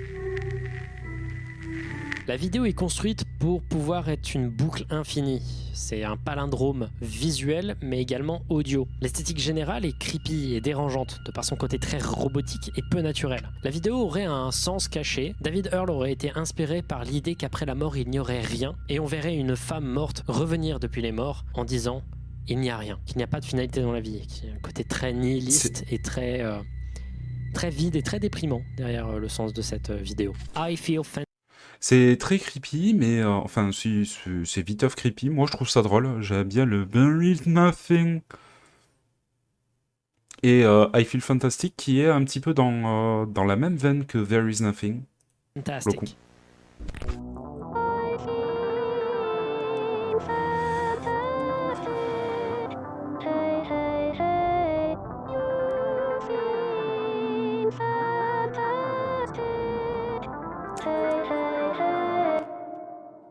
I Feel Fantastic est une vidéo dont j'ai déjà pu parler dans un vieil épisode de Findings et je vous invite à aller la voir si vous voulez des infos sur son origine. I Feel Fantastic est une vidéo montrant une sorte d'androïde chantant une chanson très simple, répétitive et plutôt flippante. Une légende tourne autour de cette vidéo disant qu'elle serait le fruit d'un tueur en série qui aurait créé ces androïdes à partir de vêtements et de la peau des victimes de ses crimes. Un plan étrange de la vidéo non expliqué sur un jardin serait l'endroit où ce tueur aurait enterré ses corps. L'histoire est fausse. Il s'agit en réalité d'androïdes créés par un indépendant qui ne se sont jamais vraiment vendus et qui étaient apparemment seulement involontairement flippants. Mais néanmoins, ça reste quand même un classique de l'horreur sur Internet. Ouais. Joueur du grenier hors série spécial Téléchat. Alors celui-là il peut paraître particulier, mais le 26 janvier 2010, Joueur du grenier sort une vidéo parlant de l'émission pour enfants Téléchat. C'était la première vidéo hors série de sa chaîne. Téléchat, c'est une émission des années 80 et 90 montrant des programmes courts, se voulant une satire du journalisme sensationnel et des parachutages dans l'espace télévisuel français. L'humour du programme était très absurde, vraiment perché, mais honnêtement, personnellement, j'ai vu des épisodes et j'ai trouvé ça trop cool.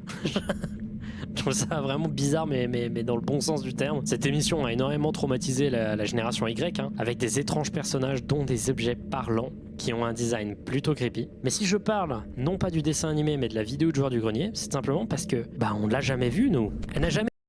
En fait, c'est totalement ça. Nous, on n'a pas connu ça, on n'est pas de cette génération. Et c'est là où est-ce qu'on peut observer effectivement l'écart culturel entre les générations.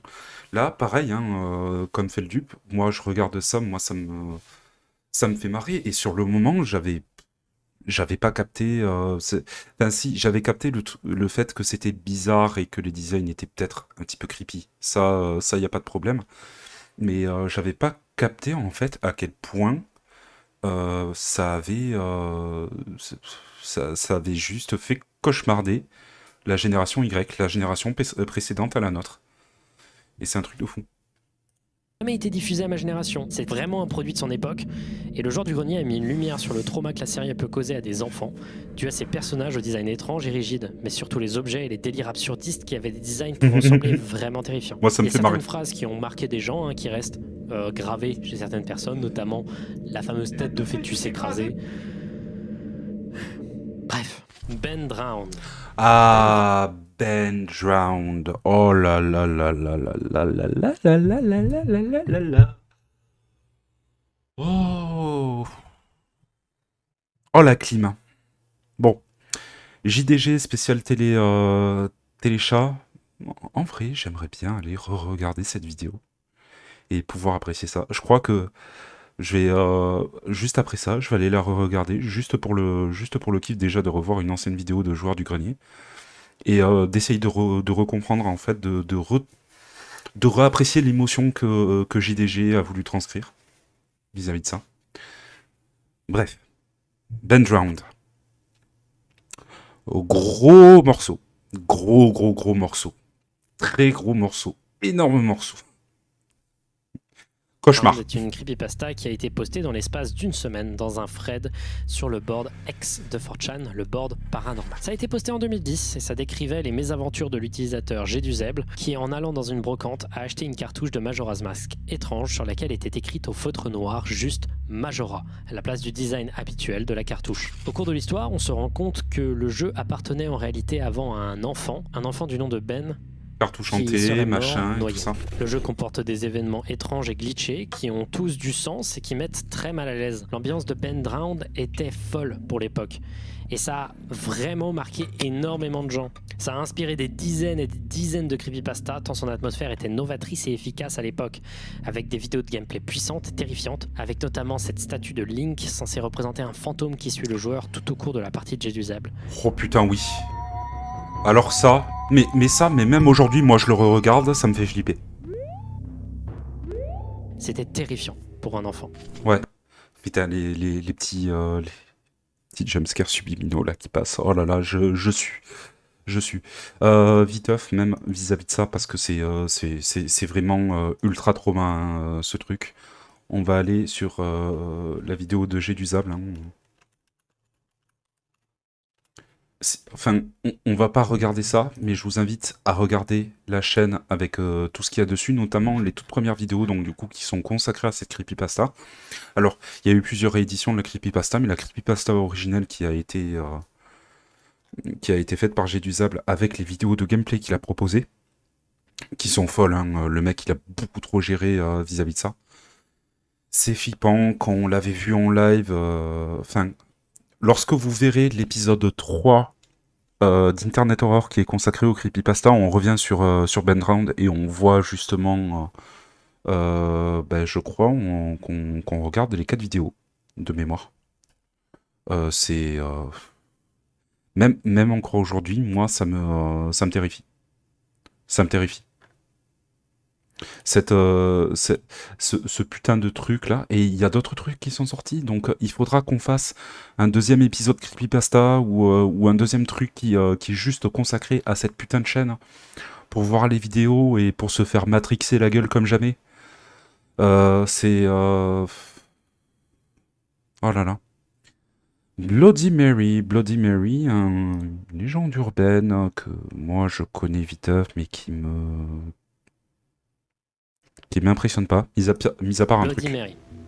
Bloody Mary fait référence à un rituel dont les origines sont très variées. Concrètement, la légende dirait qu'il suffirait de se mettre vers minuit ou 3h du matin, ça dépend, et de crier 3 fois Bloody Mary pour voir apparaître Bloody Mary devant soi, dans son miroir. C'est pas fou. Alors qui est Bloody Mary? Alors, c'est pas fou, mais cette image, moi en particulier, me terrifie. Je n'aime pas ça. Je n'aime pas ça. Je n'aime pas l'aspect bouche grande ouverte, yeux révulsés, aspect fantôme, hein, concrètement aspect spectral. Doppelganger, hein, parce que c'est donc du coup un reflet qui est différent de l'original. Ça me clime là, ça me climatise. On va arrêter. Eh ben, ça varie selon la version. Ça pourrait être une femme qui serait suicidée, comme une femme qui aurait tué de nombreuses personnes.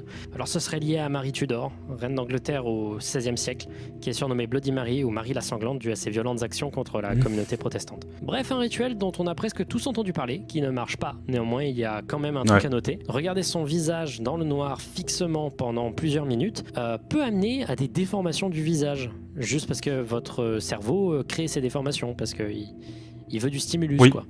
Et certaines personnes, ça peut les terrifier. Et je pense... Alors, même, hein, c'est quelque chose qui avait été, qui avait été amené dans une vidéo de Dr Nozman. Si vous connaissez pas, c'est un YouTuber qui fait des vidéos qui sont portées sur la science et qui sont portées sur des découvertes d'objets insolites qui utilisent des mécanismes de physique oui, de physique de manière générale qui sont assez fous. Et il y a une vidéo qu'il avait fait, dont il avait parlé, où est-ce qu'il était allé, je crois, avec Squeezie et le grand JD au Japon pour visiter un petit peu en mode urbex un hôtel abandonné, proche de Kyoto, de mémoire, il me semble. Et ce qui est en train de décrire Feldup, donc le fait qu'on est amené à voir dans le noir dans son reflet des déformations du visage ou quoi que ce soit, en fait, c'est ce qu'on peut approprier à quelque chose qui s'appelle l'effet nocebo, le contraire de l'effet placebo. C'est-à-dire que dans le cadre d'une situation qu'on peut juger comme angoissante ou stressante, notre cerveau va être amené à se focaliser sur ça et à imaginer des événements qui pourraient nous être néfastes. C'est par exemple, hein, vous marchez dans un endroit, vous marchez dans votre maison, dans votre appartement, et vous entendez un bruit alors que c'est un truc de canalisation, mais vous faites une fixette là-dessus et vous commencez à imaginer plein de trucs qui vont faire augmenter votre angoisse. Effet nocebo. Je pense que certaines personnes qui ont essayé le rituel de Bloody Mary, en attendant trop longtemps, en regardant fixement leur miroir, ont vu ces déformations et l'ont attribué au rituel. Herobrine. Herobrine est une légende concernant le jeu vidéo Minecraft. La légende dit que des joueurs sur leur partie solo verraient un personnage avec le skin original du joueur Minecraft, donc le skin de Steve, mais cette fois-ci avec des yeux blancs au lieu des habituels yeux bleus. Celui-ci altérerait l'environnement avec des tunnels 2 par 2 et des pyramides inexplicables dans les parties. Un joueur aurait essayé d'en parler sur les forums de Minecraft, mais ces messages Là, auraient tu été dois tous flipper, ouais. supprimés instantanément avant qu'il ne reçoive un message d'un utilisateur nommé Herobrine lui disant « Stop ». Il aurait ensuite envoyé un message à Notch, le créateur de Minecraft, et celui-ci aurait répondu que Herobrine était le comte de son frère qui aujourd'hui est décédé. Le fantôme donc du frère décédé de Notch se baladerait sur les maps des joueurs, les rencontrant dans des parties solo. Et il y avait une sorte de psychose, surtout pour les joueurs les plus jeunes, de voir Herobrine apparaître dans sa partie et donc de se faire une petite frayeur. Évidemment c'est faux, hein, mais pour alimenter la rumeur, les changelogs de Minecraft montraient systématiquement à chaque mise à jour comme dernière ligne la mention de la suppression d'Herobrine. Comme si celui-ci n'arrêtait pas de revenir malgré tous les efforts des développeurs. Heureusement, ce n'est qu'un hoax, mais ça a quand même beaucoup marqué les gens comme moi. Ouais. Thriller. C'est totalement fake, mais j'adore énormément ce concept, ce simple truc de génie, de dire à chaque fin de patch, on a retiré Herobrine. C'est beaucoup trop bien pour pouvoir continuer à alimenter la rumeur, et c'est étonnamment bien pour un aspect marketing. Parce qu'à la base, l'Ox vient d'un joueur, vient d'un joueur ou d'une communauté de joueurs, enfin d'un groupe de joueurs. Et là, mais à chaque fois, mais c'est incroyable. C'est beaucoup trop bien de faire ce genre de truc. Ça densifie d'autant plus l'univers du jeu. De Michael Jackson. Ici, je ne fais référence qu'au clip de 1983 de Thriller de Michael Jackson, et je vais être très court avec. Pour beaucoup de personnes, ça paraît un peu surprenant, notamment même une personne qui s'est un peu foutue de ma gueule quand j'ai dit ça, il comprenait pas pourquoi Thriller était là. Mais c'est simple. Vous êtes jeune, vous tombez sur le clip à la télé, ou alors, comme moi, sur YouTube, en vidéo. Vous n'avez pas la définition du mot thriller parce que vous êtes un enfant, et vous voyez ça. J'avoue que clim un peu. Ça m'avait fait énormément sursauter, hein, le coup de Michael Jackson se transformant en loup-garou. Un peu aussi, ouais. Je que j'étais le seul, hein. J'étais con. Mais non, c'est revenu des tonnes de fois sur Twitter, donc voilà, je suis content de me dire que mon trauma n'était pas ridicule. Salad Fingers. Salad Fingers, c'est une série de courts-métrages animés par le créateur David Firth, une des personnes les plus connues sur internet dans le monde creepy. Ce gars-là est présent depuis très longtemps, il continue à être présent et il continue à faire des trucs de plus en plus dérangeants. Les animations de Salad Fingers sont des animations flash, et le premier épisode intitulé Spoons ou Cuillère a été posté pour la première fois sur Newgrounds le 1er juillet 2004. Aujourd'hui, la version postée de ce premier épisode sur YouTube par David Firth accumule plus de 39 millions de vues. C'est devenu très vite viral, et c'était une sensation à l'époque. Il existe aujourd'hui 11 épisodes de cette série. L'ambiance est très lourde et se centre sur le personnage de Salad Fingers, un étrange homme à la peau verte et visiblement très mal au point, s'exprimant avec une voix très faible et creepy. I like rusty spoons. Il souffre clairement d'une solitude et d'hallucinations où il se mettra à parler à lui-même et faire référence à une grande guerre qui aurait tout détruit. Bref, comme vous l'imaginez, c'est très dense en informations, mais l'ambiance générale est lourde et terrifiante. J'en parlerai probablement un jour plus en détail, mais sachez qu'il s'agit ici d'une des meilleures web-séries de l'histoire de YouTube et que son storytelling reste encore aujourd'hui brillant.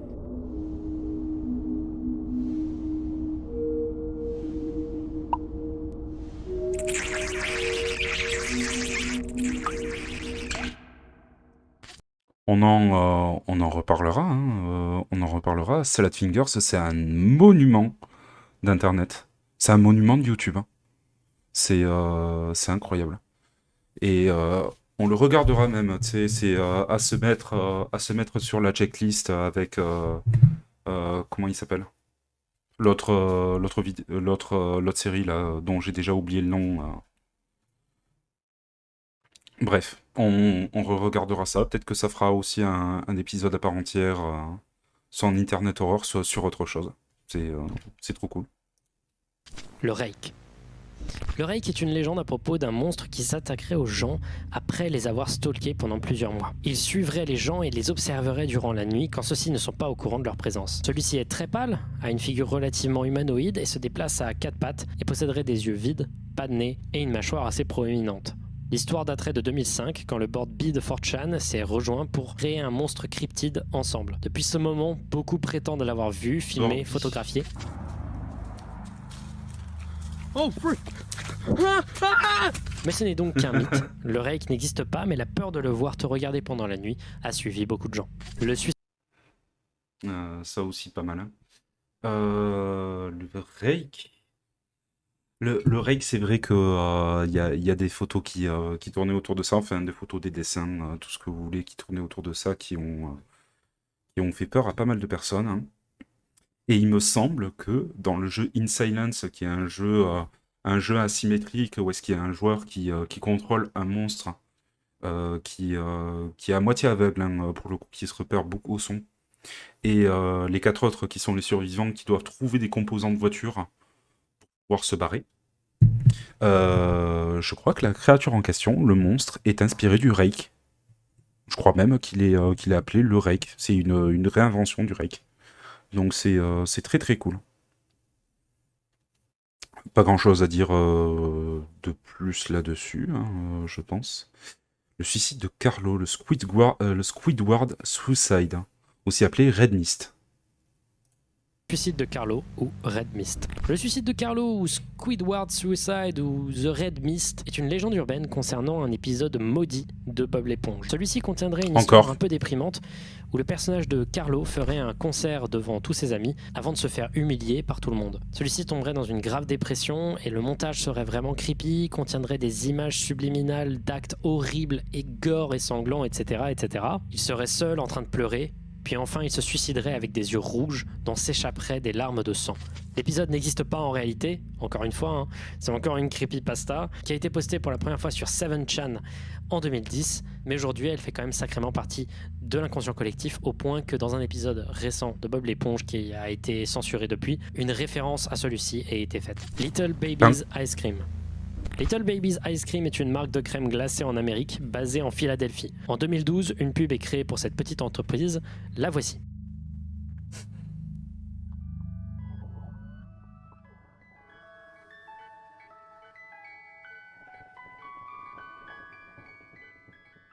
I eat little baby's ice cream. Voilà, la vidéo est devenue virale. L'image est flippante et particulièrement immonde. Ça a marqué des gens. Pas grand-chose d'autre à dire. Encore une fois, hein, on revient au même principe que la vidéo de la voiture fantôme, là, avec la pub de café énergisante là, d'une boîte allemande. À partir de quand vous êtes en marketing, vous faites ce genre de truc? À partir de quand, en fait, c'est une bonne idée? Parce que oui, c'est creepy, hein, mais c'est surtout cringe as fuck, hein. Ça, pareil, pour d'autres raisons, faut arrêter. Ça sert à rien, c'est nul à chier, ça fait flipper les gens pour rien. Et rien que ça, la boîte mérite d'être boycottée. c'est... c'est... Il y a des mecs, quand même, dans le marketing, mais ils sont... ils ont fumé, il leur manque un truc là-haut, c'est pas possible. Faut pas faire ça. À moins que ça soit inscrit dans un quelconque projet artistique, dans ce cas, ok. Mais si c'est pour quelque chose de sérieux, vous le faites pas. Soyez pas con. Paranormal Activity, ça a été un phénomène. quand c'est sorti pour la première fois en 2010. Ceci avait une réputation d'être les films les plus flippants que tu pouvais voir. Et l'objectif, c'était d'être celui qui allait le regarder et qui disait « Ouais, moi, ça m'a pas fait peur ». Honnêtement, j'aime bien la série de films. Je trouve que même s'il y a des trucs vraiment pas ouf dedans, ça reste quand même un truc qui a bien vieilli. Et je trouve qu'il y a même des super idées de mise en scène, particulièrement dans le 3 et dans le 2. Le premier opus reste aujourd'hui avec Blair Witch et Saw un des plus grands phénomènes de l'histoire du cinéma d'horreur, avec notamment ces pubs très nostalgiques où on voyait les réactions des spectateurs au film et qui ont été un coup de génie pour le marketing du film. Ouais. C'est la fin de la première partie de cet iceberg. Ne vous inquiétez pas, dans les prochains jours, vous aurez la sortie de la partie 2 et ainsi de la partie 3, qui sera normalement la partie 3 à la partie finale. J'espère que ce concept de vidéo vous plaît et j'espère que vous allez être présent pour la partie 2. Moi, c'est un grand plaisir de faire ces vidéos. Merci à vous. À la prochaine pour la suite. Très bien. De notre côté, on va s'arrêter là aussi. Il y aura une deuxième vidéo qui sera consacrée donc du coup à la partie 2. Donc là, comprenez que les deux vidéos en question, donc je vais pas voir directement la deuxième vidéo parce qu'il est actuellement minuit et demi. J'ai pas envie de me coucher trop tard, parce qu'on a déjà passé quasiment 2 heures là-dessus. Le temps que je fasse un débriefing, on aura atteint les 2 heures.